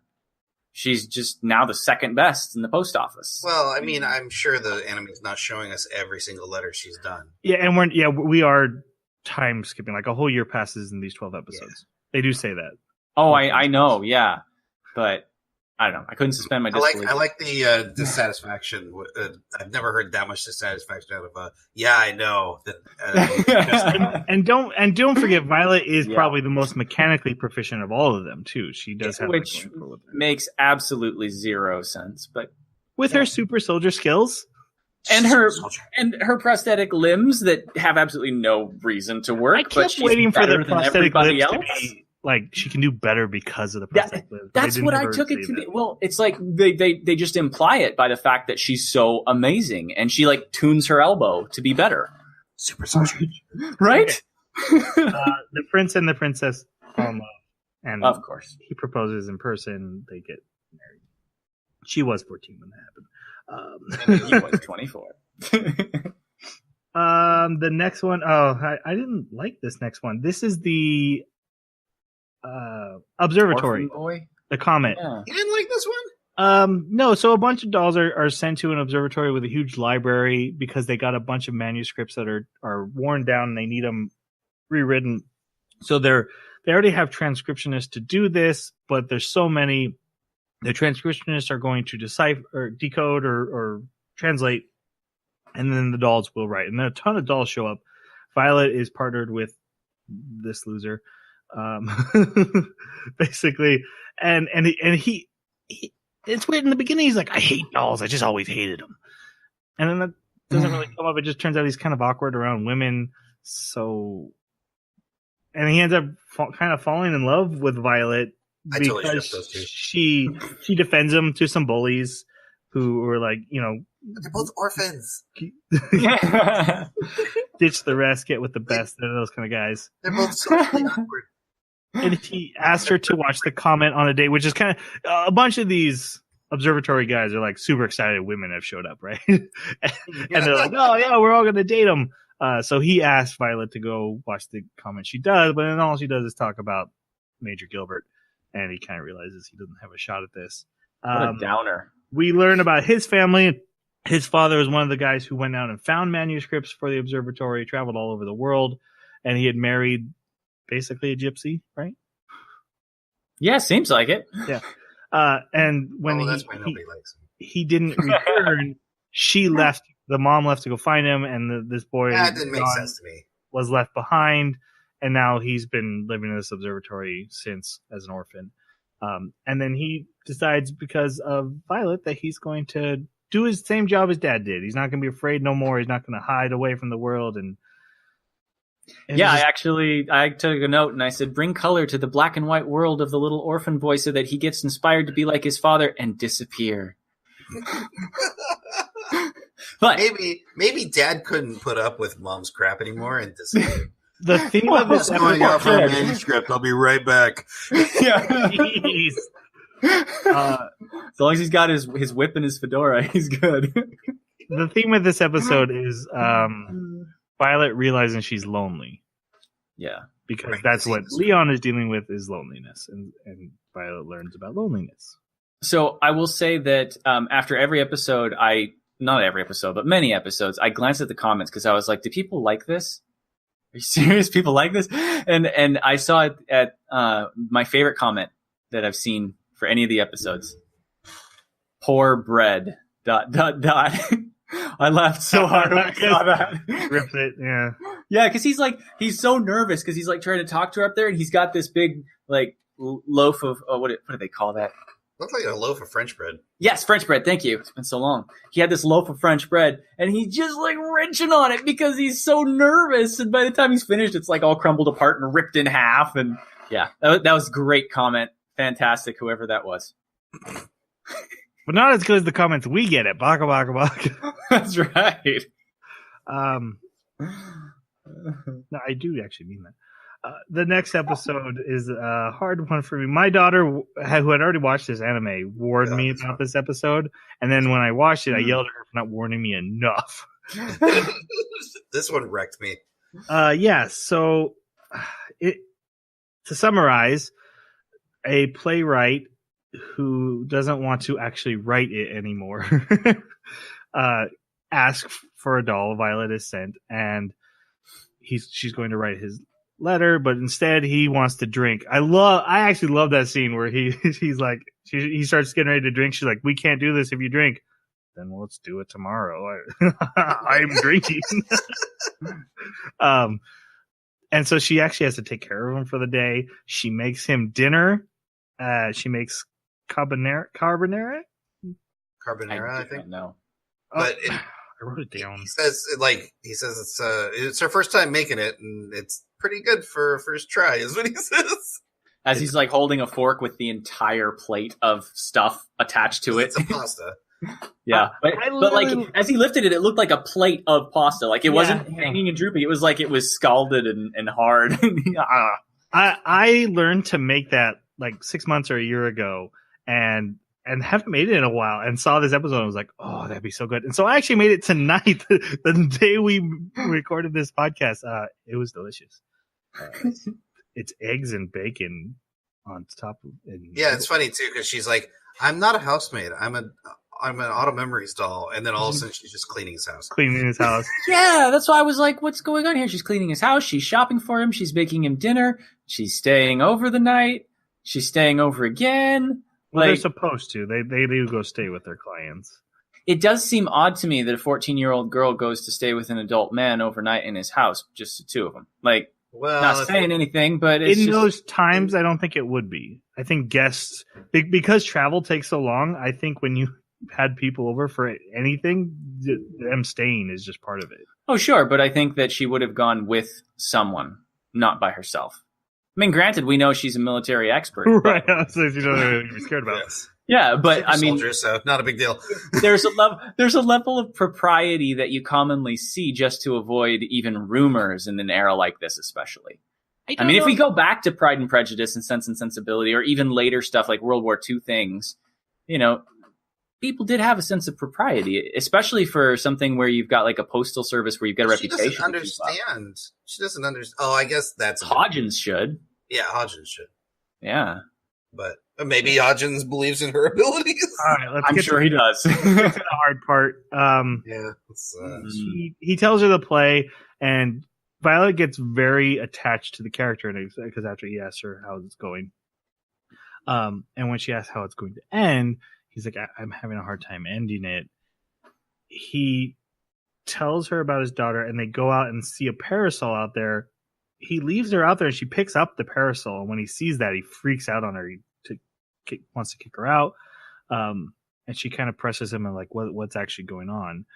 And he tells the story of how this was the story. The play is the story he used to tell his daughter. And he wants to finish it for about his daughter, right? Right. She's now the main character. And she had died after getting sick, and he was already a widower, and so his daughter died. And it shows flashbacks. Very much like cancer. Right. Basically. I thought for sure she was going to drown in the lake because she was like, I want to walk across the lake, Dad. And I'm like, oh my God, is she just going to jump in the lake and die? That's going to be horrible. But my mind never went there. That's actually pretty good irony. Yeah, so she gets sick and passes away. He commits to finishing the play. Him and Violet come up with an ending that ties back into the parasol that was there, using that to get back home. Talk about visually stunning. To finish it, he asked Violet to walk across the lake towards him, and he kind of just says it as offhanded comment because it was something his daughter had always promised to do because it was a fantasy of hers. So Violet goes and runs and jumps across the lake as best she can. In hand. And when he sees her jumping, he gets very emotional, and I can't go into it or I will actually cry now. So Violet, it is beautiful imagery, and then she does fall into the lake, and it just kind of gives him that closure that he needed, and he finishes the play and gives her the parasol. Which ends up being a staple for her. Yeah. Before we get into the final, anyone want to touch on this stuff? I say I cry all the time, and what I mean is like I well up with emotions or I get water. This actually had tears coming down my cheek. Child death, very sensitive to, and it doesn't matter how you tell it, I'm going to cry. So I welled up really hard. I didn't get tears down my face, but man, did I just about did. I was. I yelled at my daughter, you have to tell me when child death shows up. You have to warn me. I had trouble with some of the dialogue here and there, but it's very minor things. But it kind of broke the scene for me. But I will say that this was probably the first episode where the strumming on the heartstrings was successful, and I started to actually feel what the characters were feeling, and which just made it more frustrating. The irony is it's also when Violet starts to feel. Well, I think my favorite line, though, was when he says, as they're discussing his play that he's writing, he says, both the protagonist and the audience deserve to be happy. And you know where my mind went immediately? It went to the Mad TV skit of George R.R. Martin. Oh, you like this guy? You like this guy? Well, he's dead. He's dead now. You like that? I was like, yeah, George R.R. Martin does not know this. Some of the dialogue was like a little too on the nose throughout this whole thing. There's a scene where Commander is telling Gilbert about, you have to use her as a weapon. And instead of like being subtle about it, like you have to use her, hint, hint, wink, wink. He's like literally just, you have to use her as a weapon. She is a tool. Don't see her as anything but a tool. And it's like, oh. Yeah, we kind of got that really, already. That's really blunt writing. Yep. And maybe it's I don't think it's the English dialogue, because I actually had subtitles on, which turns out is the English subtitles for the Japanese version, so they don't match. The English dub was actually more usually subtle than the subtitles were, and they both weren't. Neither were subtle, but the dub was a little bit more. Yeah, the dub had a lot of really cheesy lines. They were just way too straightforward. I did really appreciate that this was the time where she experienced guilt. Yes. It's the first time she experienced guilt for all the people that she killed. And that is a huge factor of PTSD, a huge real world factor of PTSD. Right, which is what Hudgens had insinuated with the burning and stuff. Yep. And while I knew this scene was coming, I was actually surprised how early in the anime it came. I thought this was our finale emotion. That's me too. So to come at episode 7, I thought was a surprise. And Jason, you had said this was actually your favorite scene where she says, I am burning. I killed all those people. How many fathers, did I? Promises unfulfilled. Right. Yeah. Because this daughter leaving the father so early kind of triggered this for her. And that's, I think what kind of came to a finale for me about it is she goes to Hodgins and is like, not do I deserve to be a doll, or do I deserve to, be doing these, great things with the letters, but do I deserve to live? And I think that's a really, really hard thing for people that come back from war and after, taking other lives. Like, is it my turn because I did this thing? Do I deserve death as well? And I think that was a great story beat for her to have to deal with, and that guilt. Mm-hmm. Yeah, when I saw that, I had hope for a little while because I was like, expound on this, make this the most important emotion that she's dealing with. Make it truly be that she's on fire and she has to suffer through this. But it only rears its head again like once or twice in the next few episodes. Like, she really doesn't talk about this. Instead, she focuses completely on the Major. Right, because the next scene is she returns home and Lady Evergarden sees her and accidentally reveals that the Major is dead. And then when she confronts Hudgens about it, he reveals, well, we never found his body, but we did find his tag. He's officially MIA, but he's got to be dead. Now, I don't think he's dead, because if you're telling a story and say the body was never found, but we know he's dead, that's a character who's not actually dead. Which is going to piss me off. I think technically, Troy, you're correct. Like, all of the data we've received doesn't prove he's dead. I agree with that. But I'm convinced he's dead. And again, I was reading the comments on the very last episode, and there were other people voicing that. Like, I hope he's not dead. And there were a few people that were saying, dude, I hope you haven't been thinking the Major's not dead, because I assure you, he is dead. For all intents and purposes of this anime, he is, though. I mean, yeah, okay. As far as the fallout of what the characters have to deal with it, he might, whether he's alive or not, it has zero effect on what people are going through. He is dead in all their minds. But but that would 100% ruin this anime for me. Is if he was alive. Yeah. I don't think he is. I think he is dead. Here and there. This anime is so blunt. It's so not subtle. Right, but okay, guys, just storytelling wise, show me a story where we didn't find the body, but we're sure he's dead, has ever actually meant he's really dead in a story. That's never happened. I see your point. Okay, but it doesn't matter in the scope of what we're talking about either. So it is just my theory. When has Jason never killed more people when they said, "Oh, Jason Voorhees is dead"? No, he's not. Right? Yeah, we didn't find the body. Don't get me started on Jason Voorhees. The guy's just defending his territory. If a guy murders someone every year at a camp, don't go to that camp. That's your fault for dying. That's like walking past the bears here, they'll kill you sign. That's your fault, not the bears. Okay, moving on. This is when we get really into the flashback of Violet being given to Gilbert and him taking care of her, trying not to use her as a weapon, but she kind of insists, and she's super good at it.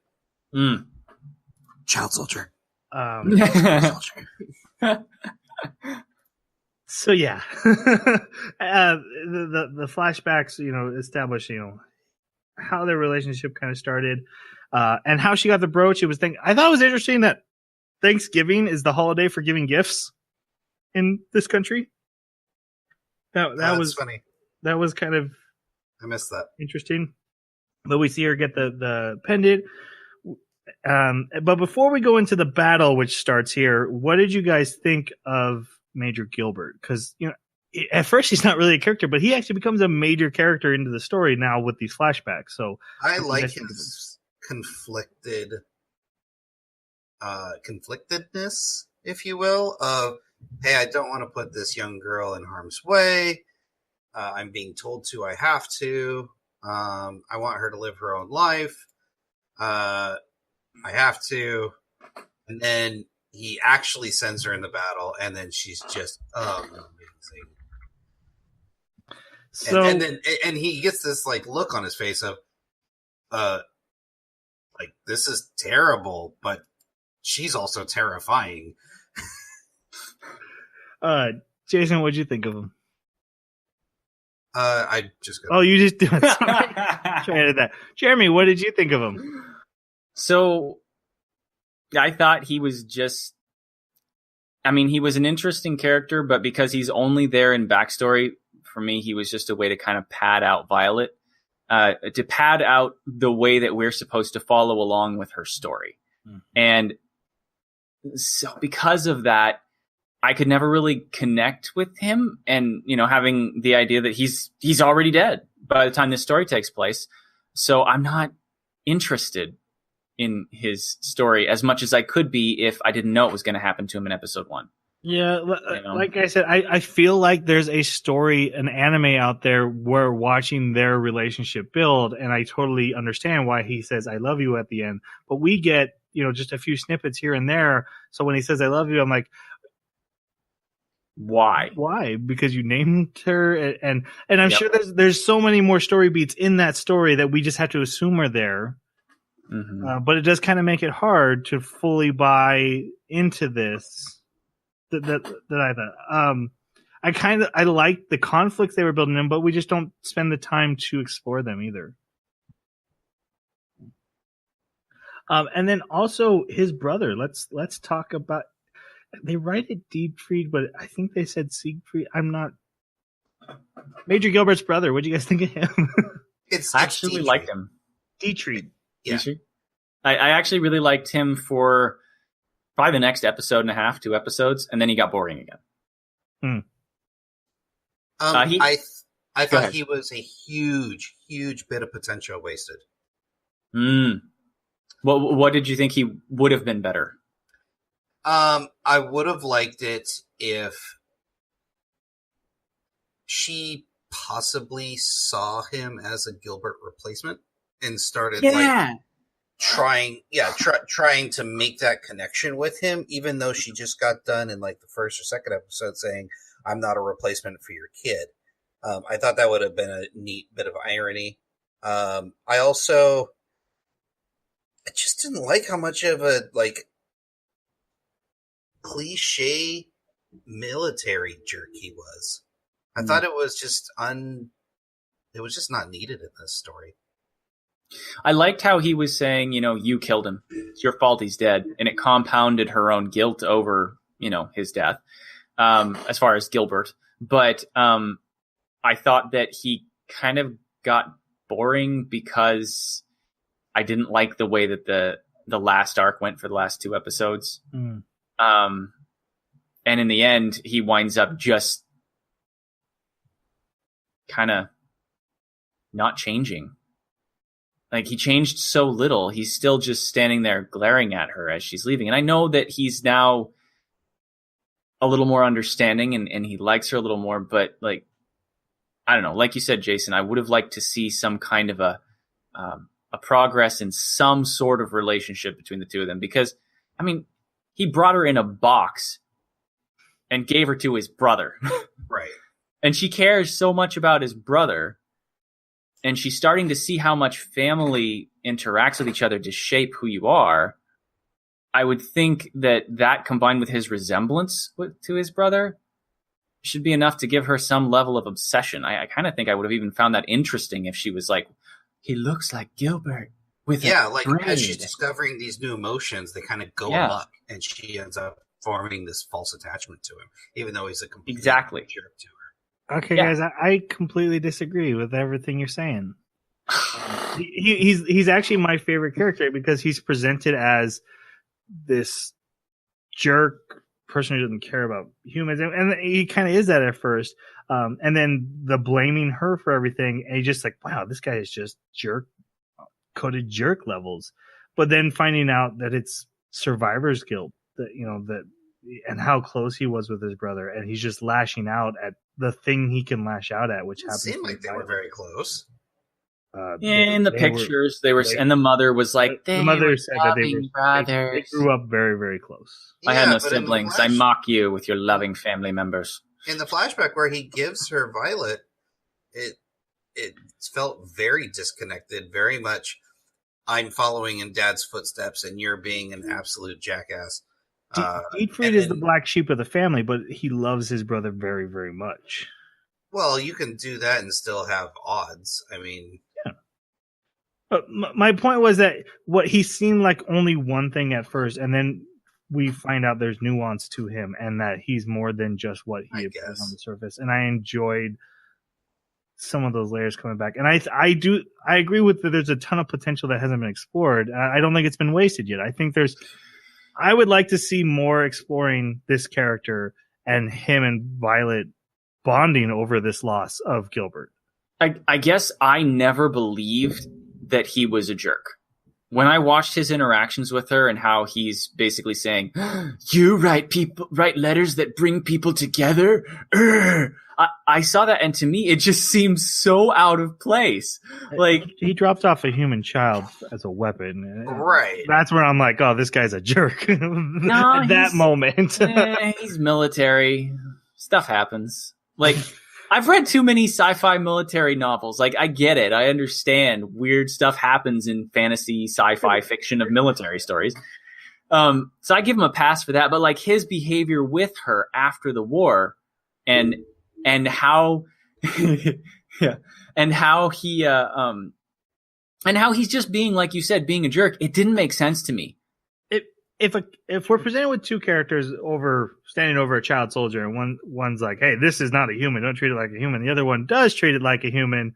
I'm going to assume person B is a jerk, no matter the circumstances, because that's what the story's trying to tell me. Yeah, but I think the story's being naive and shallow. It's basically pretending that you can go into this war situation and not treat her like a tool. For God's sake, he was giving her orders to kill people. What was he doing? He was treating her like a tool. He just educated her. She was an educated tool by the time he was done with her. Behind. He tried not to use her. But then he did use her. Well, she came anyway. It wasn't his fault. She's a tool.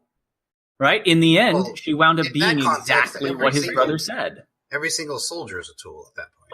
Exactly. And that's what she was. She was just a very effective soldier, a very effective tool. Super soldier. You're really close to advocating for child soldiers. No. I'm speaking entirely in the context of an anime that lays this as its foundational rule set. My problem is it didn't. There was only one of them. It wasn't like there was 100 child soldiers running around. There might have been in the super soldier program. But that's the rule set that I have to go by, is that for them, this was acceptable within their military ranks, even to the point where, people talked about it, people knew about it. And so I understand what he was doing, what he was saying, and it makes sense according to their system of rules. But what I was left with was whenever he'd interact with her, there had to be something more to his personality. There had to be something motivating him to be a total jerk, because just his behavior in the war wasn't enough to convince me that he was this much of a douche. So I guess that's just a difference in perceptions of his behavior in the previous scenes. Like it didn't convince me that he was just a douche. Instead I thought there's more to him. And so when we got more to him, I was like, that's what I thought. Say jerk. We are PG-13. I'm not quite sure where that it fits in curse levels. Wasn't his name Doustrich? Nice. Okay. The battle, special forces, which is Gilbert's part, they sneak in. They did meet Hodgins at one point in the story, in the flashback. But they attack this castle. It's this church where the last battle. They take this church. They've won the war. Intense. Intense. God, why would you call it? I hated that name. But that's what the fort was called. It was Fort Intense. I don't know if military. Anyway, they tend to take it. They start losing. They get inside. They're ambushed. Almost everyone dies, but Gilbert and Violet. They battle their way out. Gilbert gets shot in the eye.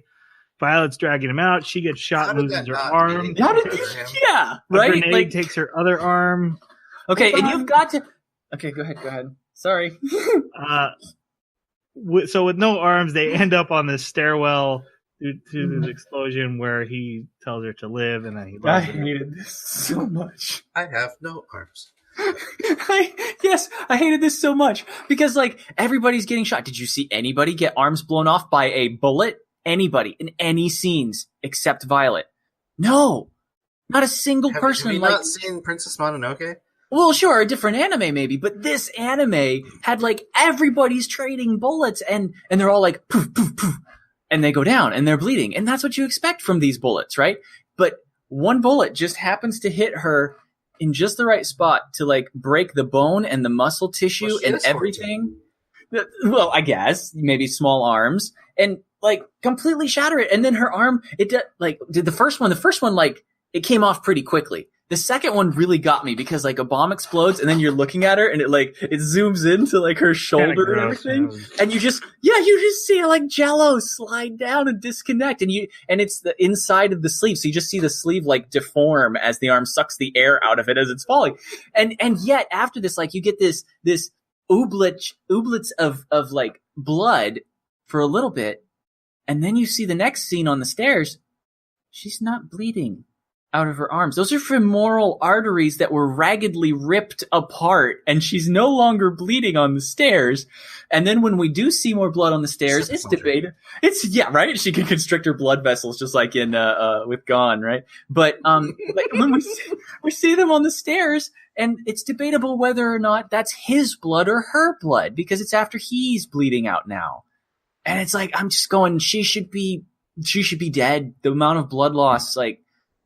It was just another thing that further aggravated her as a believable character for me. Like, you're ruining her foundation even more. I'm having a tough time coming up with a situation in my mind where someone can take a bullet to the eye and survive. That's another one, yeah. Like maybe if it came in like and out, yeah. But still, it has happened. It's not impossible. No, it's impossible. It's done. Hot take. It is impossible. I mean, there's people who have had like nails driven into their brain and they survive. Like, you're right. There's medical, but we're talking about a bullet. And I mean, it is true that some people have like shot themselves and had the bullet go in the head. Right. But people have been shot in the eye and survived. That has happened in real world. It's not common. I agree. It probably shouldn't have happened. I get it, but it's not impossible. Yeah, let's not argue on this point. Yeah, it's an issue of compounding things. That's all. And just #anime for the rest of that. You can't hand wave this one away. Yeah. Most anime have a character getting stabbed in the gut and stuff, and never having to deal with the. And 4 quarts of blood just like spurt out, like I mean, have you seen a fire hydrant? Ichigo loses all his blood every battle in Bleach, and still manages to fight tomorrow. You know, if it didn't try to pretend that it was a World War II anime in every other way, yeah, or World War I, thank you, then I wouldn't have a problem with that. It's just trying to be realistic. Yeah. That is fair. I don't have anything to say.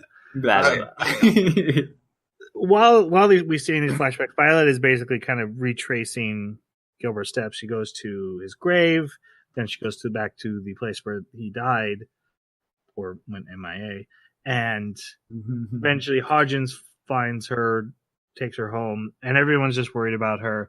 There's this storyline with a mail delivery guy just threw letters away, and now the postal service has to go get those letters, and we don't even know what character that was. I had horrible flashbacks to Boruto, Ninja Mail Delivery Service. I had horrible flashbacks to that. But basically, at the end, she gets a letter from the other dolls saying they care about her. and she has a conversation with Hodgins about, I was burning. Do I deserve to live after everything I've done? And he's like, you can't get rid of the horrible things you've done. That's just part of you. But you've done good things too, and that gets to be a part of you too now. So that's basically what he tells her. Again, a character who's suffering from very similar issues being a guide for her. It's his role in the story. And honestly, this felt like an ending. Yeah. And I was like, wait, this is 9 of 13? Mm-hmm. Like, this felt like it should have like a natural ending. Yeah. I could have turned it off here. But it didn't. It goes on to episode 10, which is the story of Violet being sent to a home of an ill woman who has a daughter who thinks Violet is an actual living doll. This is a pretty good episode. Yeah, I take it back. This was my favorite episode. Violet, they keep the daughter away from the letter writing, and she befriends Violet, but it turns out she's frustrated with her. She wants to be playing with her mom instead, and kind of second nature taking that through Violet. But the mom's too ill, and she doesn't understand why the mom is taking so much time to write these letters. It's a 7-day job. And she reveals, like, Mom, I know you're sick and dying. I know you're not going to get better. Why are you wasting time with these letters? Be with me. I don't get you much longer. Makes her mom cry, makes her cry. She runs away. Violet comforts her. Violet, like I said, comforts her, brings her back. The mom does die. We see a flash forward into the future. The mom dies, and then every year on her birthday, she gets one of these letters that just kind of... This was just a deliberate stretch out of these letter scenes. I was like, come on. Like, you are just pushing my buttons so much right now. I know what you're doing. You know what you're doing. You're going way too far. Like the girl is can't young, agree with that at all. I didn't feel attacked at all. Oh my God, I did. Because then she's like, the mother's like, in the letter, have you grown out of this yet? Grown out of riddles and bugs yet? And the little girl's like washing a window or something. And then she's like, oh, you're 18 now. You're a real woman. I bet you're falling in love now. And the boy comes up with a bouquet of flowers. And I'm like, okay, where are you going to go next? Next, you're going to talk about... It was a montage. I know. I hate those. Even Rocky had a montage, man. Yeah. Yeah. That was like tough. That's all right. Not a story to tell. We had talked a little bit about this in the message. I actually think, for all the tragic ones, I actually think that this was much better presented than even the dad and the daughter storyline. It's pretty good. I didn't cry at this one, but I thought this one was really presented well. Jeremy, you didn't think so. I had asked you a question in our chat. Why do you think people who enjoy dramas watch stuff like this? I think people like to experience those emotions. I think they like to be reminded about the relationships and how things, especially with this one in particular, the generational cycle, and how, as a child grows up, it may not appreciate what its parents doing, but as it reaches adulthood, it starts to go through the things its parents went through and begins to gain an appreciation for them. And that same arc can be taking place in all of the others. But I think it's an issue of an issue. I speak like it's a terrible thing that must be fixed. No, I think that it is. I think what's happening is that it's almost a way of living vicariously through it, experiencing it by proxy. It is, but so I do that with Battle Anime. Well, let me. That's something I can't do. Like, I don't want to experience things I can do by proxy. When people ride a roller coaster or when people watch a horror movie, they are doing it for the point of they want to experience that sensation, that thrill of danger or being scared. Which I think is actually much worse than just wanting to feel sad. Like, you actually want to be terrified, but in a very safe way, right? A way that you're protected from it, but still get to experience. And that's very much what I see dramas are. I want to feel the sadness, but I don't want it to be in my real life. So I'm asking you to come and pluck those heartstrings for me. You say that this is purposely manipulating you, but I think that's what the purpose of a drama is. People are coming saying, please manipulate my emotions so I can, in a safe, don't say safe space, in a safe way, experience those emotions. I totally agree with you. Actually, I do. I think that this is an opportunity where not an opportunity. I think this is a place where, as I've stated in some of our conversations, I know I'm an outlier. I know that like I am among the very few people that don't like things like this. But I will still mock it. I guess that's as honest as you're not lying about it. No, I don't see this episode is clearly intentionally plucking my heartstrings as a downside because that's literally its purpose. That's all. Yeah, I can agree with that, and I think a lot of people will come to it with that hope. It's what they want. And I did agree with not one of them, with you, which we said at the beginning.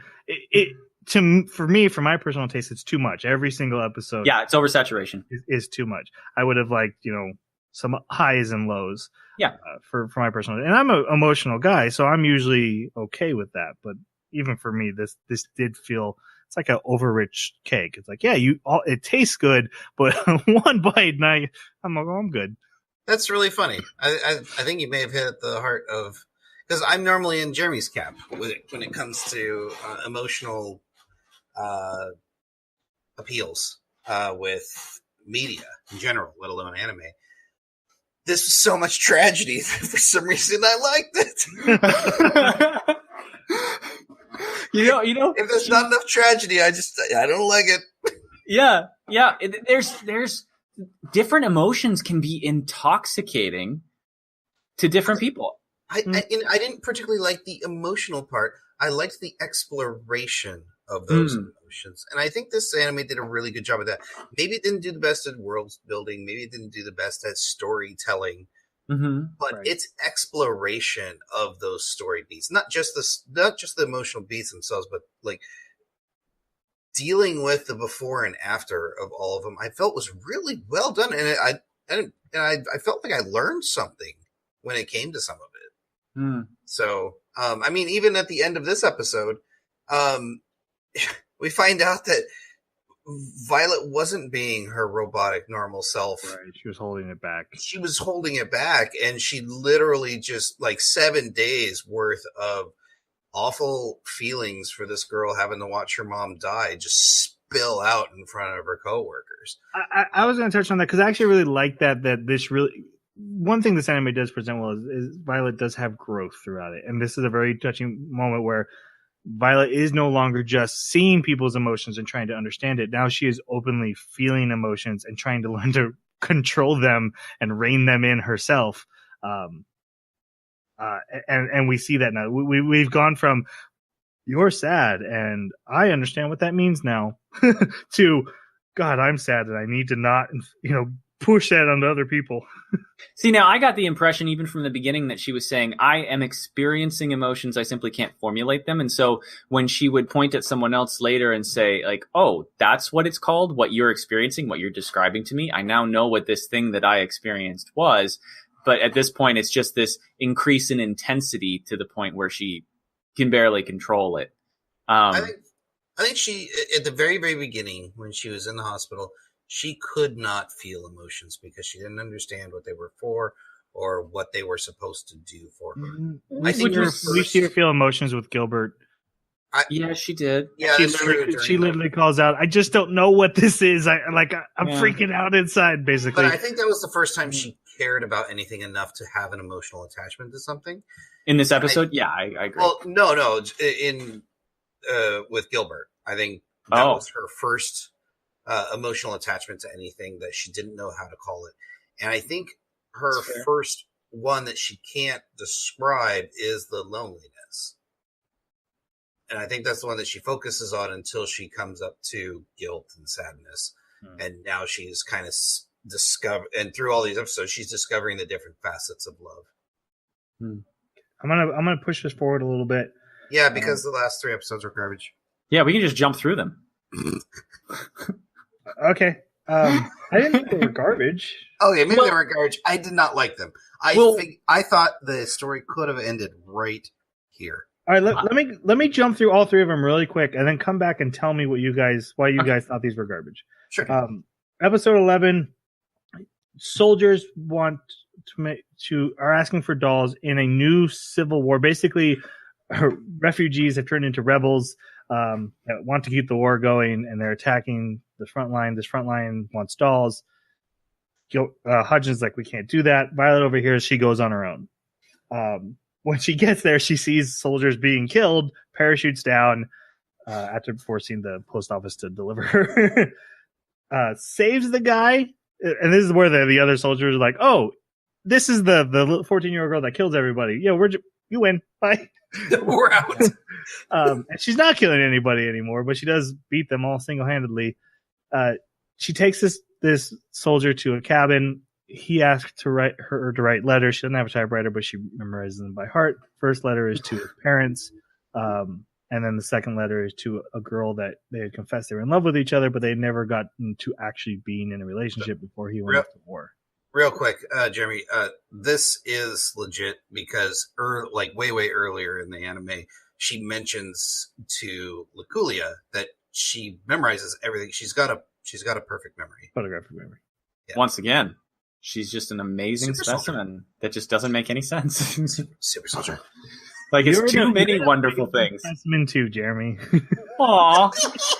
But I want a memory like that. Go ahead, Troy. Okay. And after he finishes dictating those letters, he dies in the cabin that they're staying in, and then she does deliver the letters. The family and the girlfriend thank her for saving his memories, bringing him home in a way, and all she can do is apologize for not being able to save him.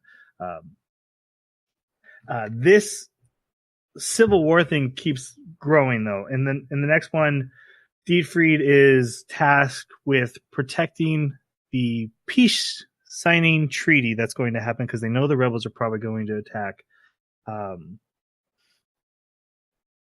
Catalina is going. Violet is flying home and sees the train and sees the rebels like preparing to attack it with smoke and fire. She jumps onto the train. They get attacked. Catalina's on that train. What? How does she what? How does she know Catalina's on that train? She saw them from the plane in a reflective window. Yeah, I thought the same thing. I was like, oh, I guess she can see them from the plane too. Super soldier. Anyways, go on. That is a weird detail to get stuck on. Like, I was just like, who cares? I care. The train gets infiltrated by the rebels. Dietfried's like, oh, you just want your orders, don't you? And she's like, no, I was just trying to help. I don't do orders anymore. And he's like, oh, you totally just want orders. Not really. Okay, that one actually stopped me because they're arguing about orders. I'm like, no, literally under attack right now, guys. We move. She takes out a bunch of soldiers and then takes on even more up on the roof of the train. She loses because she's not willing to let them die. She even saves one from falling off the train. At the cost of a beating. Yeah, she gets beat. She loses her brooch to this Brigadier General. Is it Markelov or Barkelov? I don't think it ever mattered. The only thing is, he was one of the guys who was at the battle. Right. It's just way too convenient. Yeah. Yep. The only thing that matters is he's the one who ordered for the Merkelov to destroy their own base even though they were going to lose. Policy. So yeah, he's that kind of guy who he'll kill you just out of spite, Mm-hmm. And this is where he gives the speech of like, the war never ended because war has to happen. And I was like, no, but really, why? Why are you mad? War is in the hearts of men. Why are you mad, bro?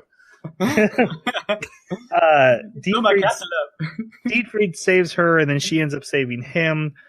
She gets her arm shot off. The train triggers bombs that are on the bridge up ahead. Benedict kicks one.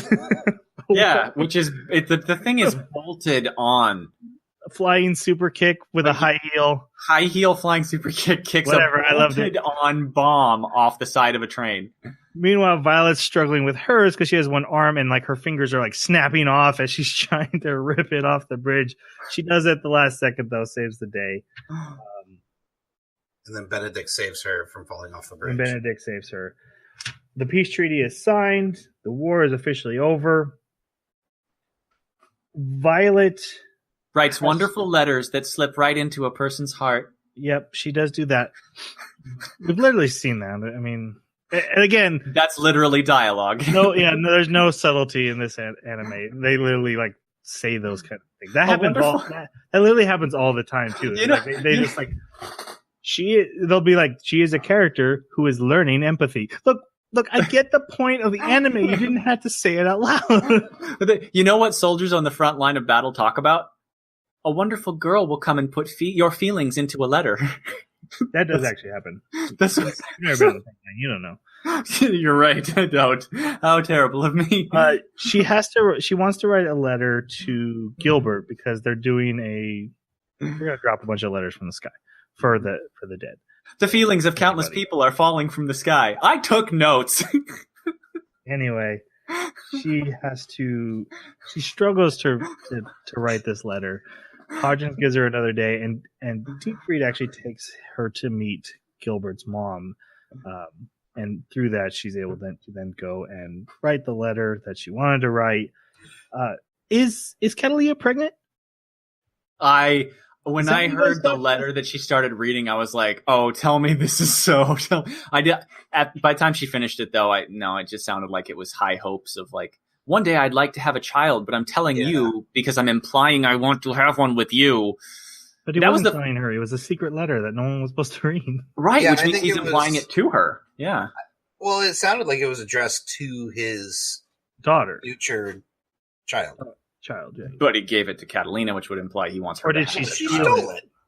Oh, you think she just stole it and it was just, oh, okay. Well, that changes it. I don't think she's after Hodgins at all then. I don't think she's going for a relationship with Hodgins at all then. I got the sense that she might be pregnant, but I don't know. Anyway, so we hear Hodgins' letter, which is to his daughter, which is basically, God, I hope there's no more war for you. Yeah. And then we hear Violet's letter to Gilbert, which is, I believe you're still alive, but I now know what I love you means. And then we see Violet travel to her next job. Get a dictionary. Like, seriously. You already experienced the emotion. Just figure out what that definition is. Okay, so what were your problems with these last couple episodes? Okay, so the focus of the story was on her growth, Violet's growth, and her ability to learn to be a civilian after being a super soldier. She's a super soldier. And if we had t-shirts. She's a super soldier would be on the front of them. Going into this civil war and having not only the guy that you took the castle from, but then have him be this really terrible supervillain. Cliche supervillain. Not just, but it was so out of place. Yep. And it felt like filler.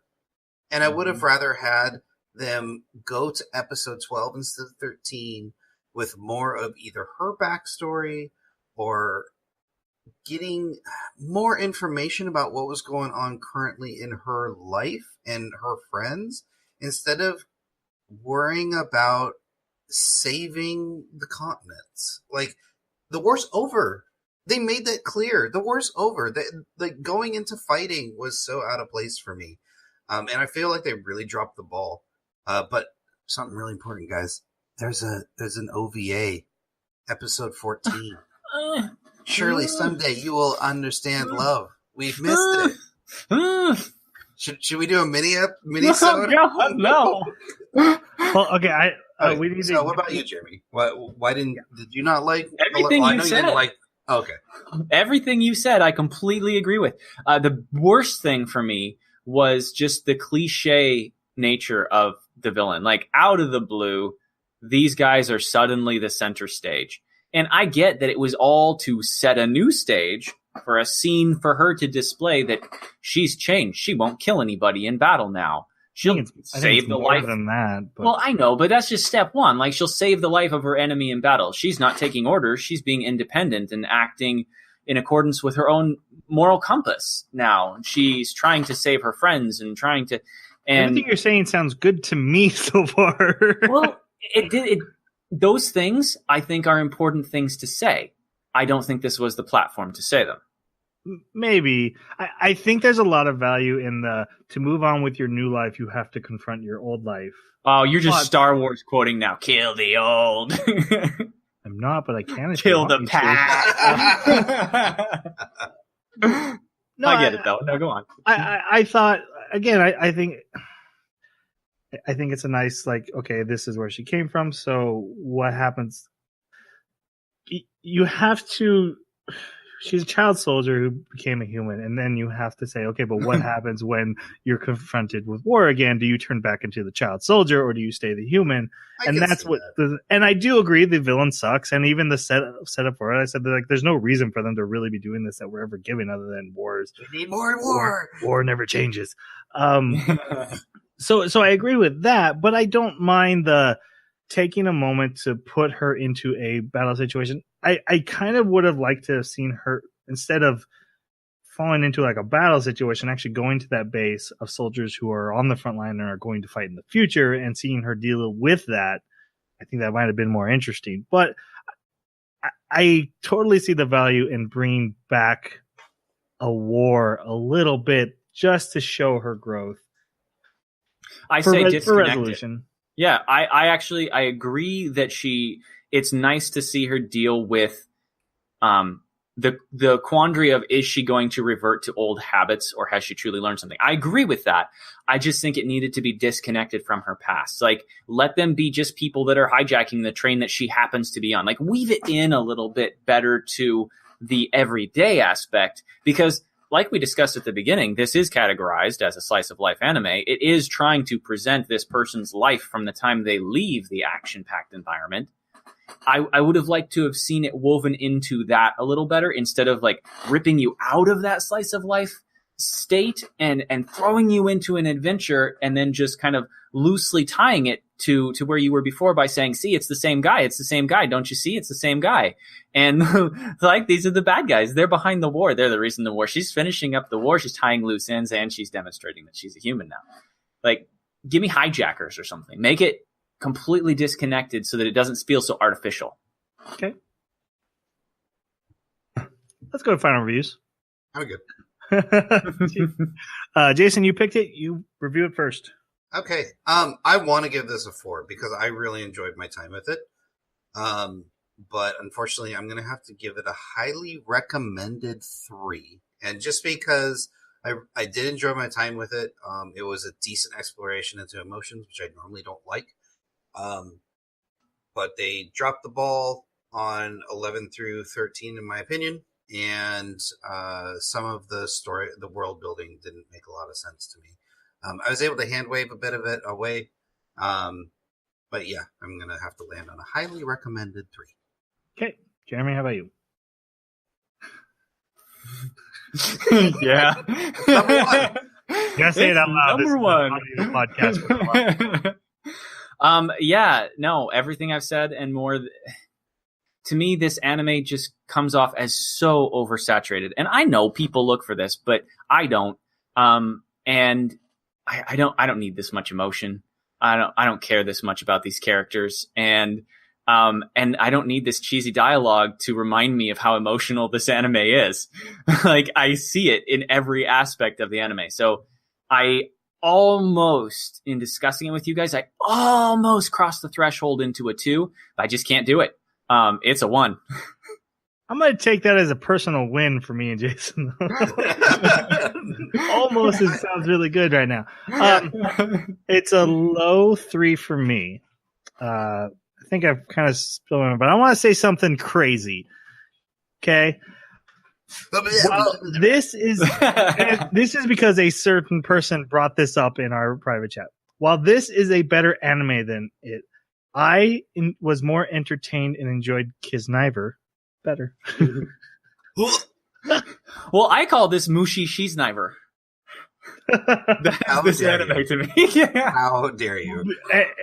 Purely because Kisniver had levity in it to not oversaturate it, and also I found the concept more off the wall and zany and something I'd never seen before, whereas this kind of felt more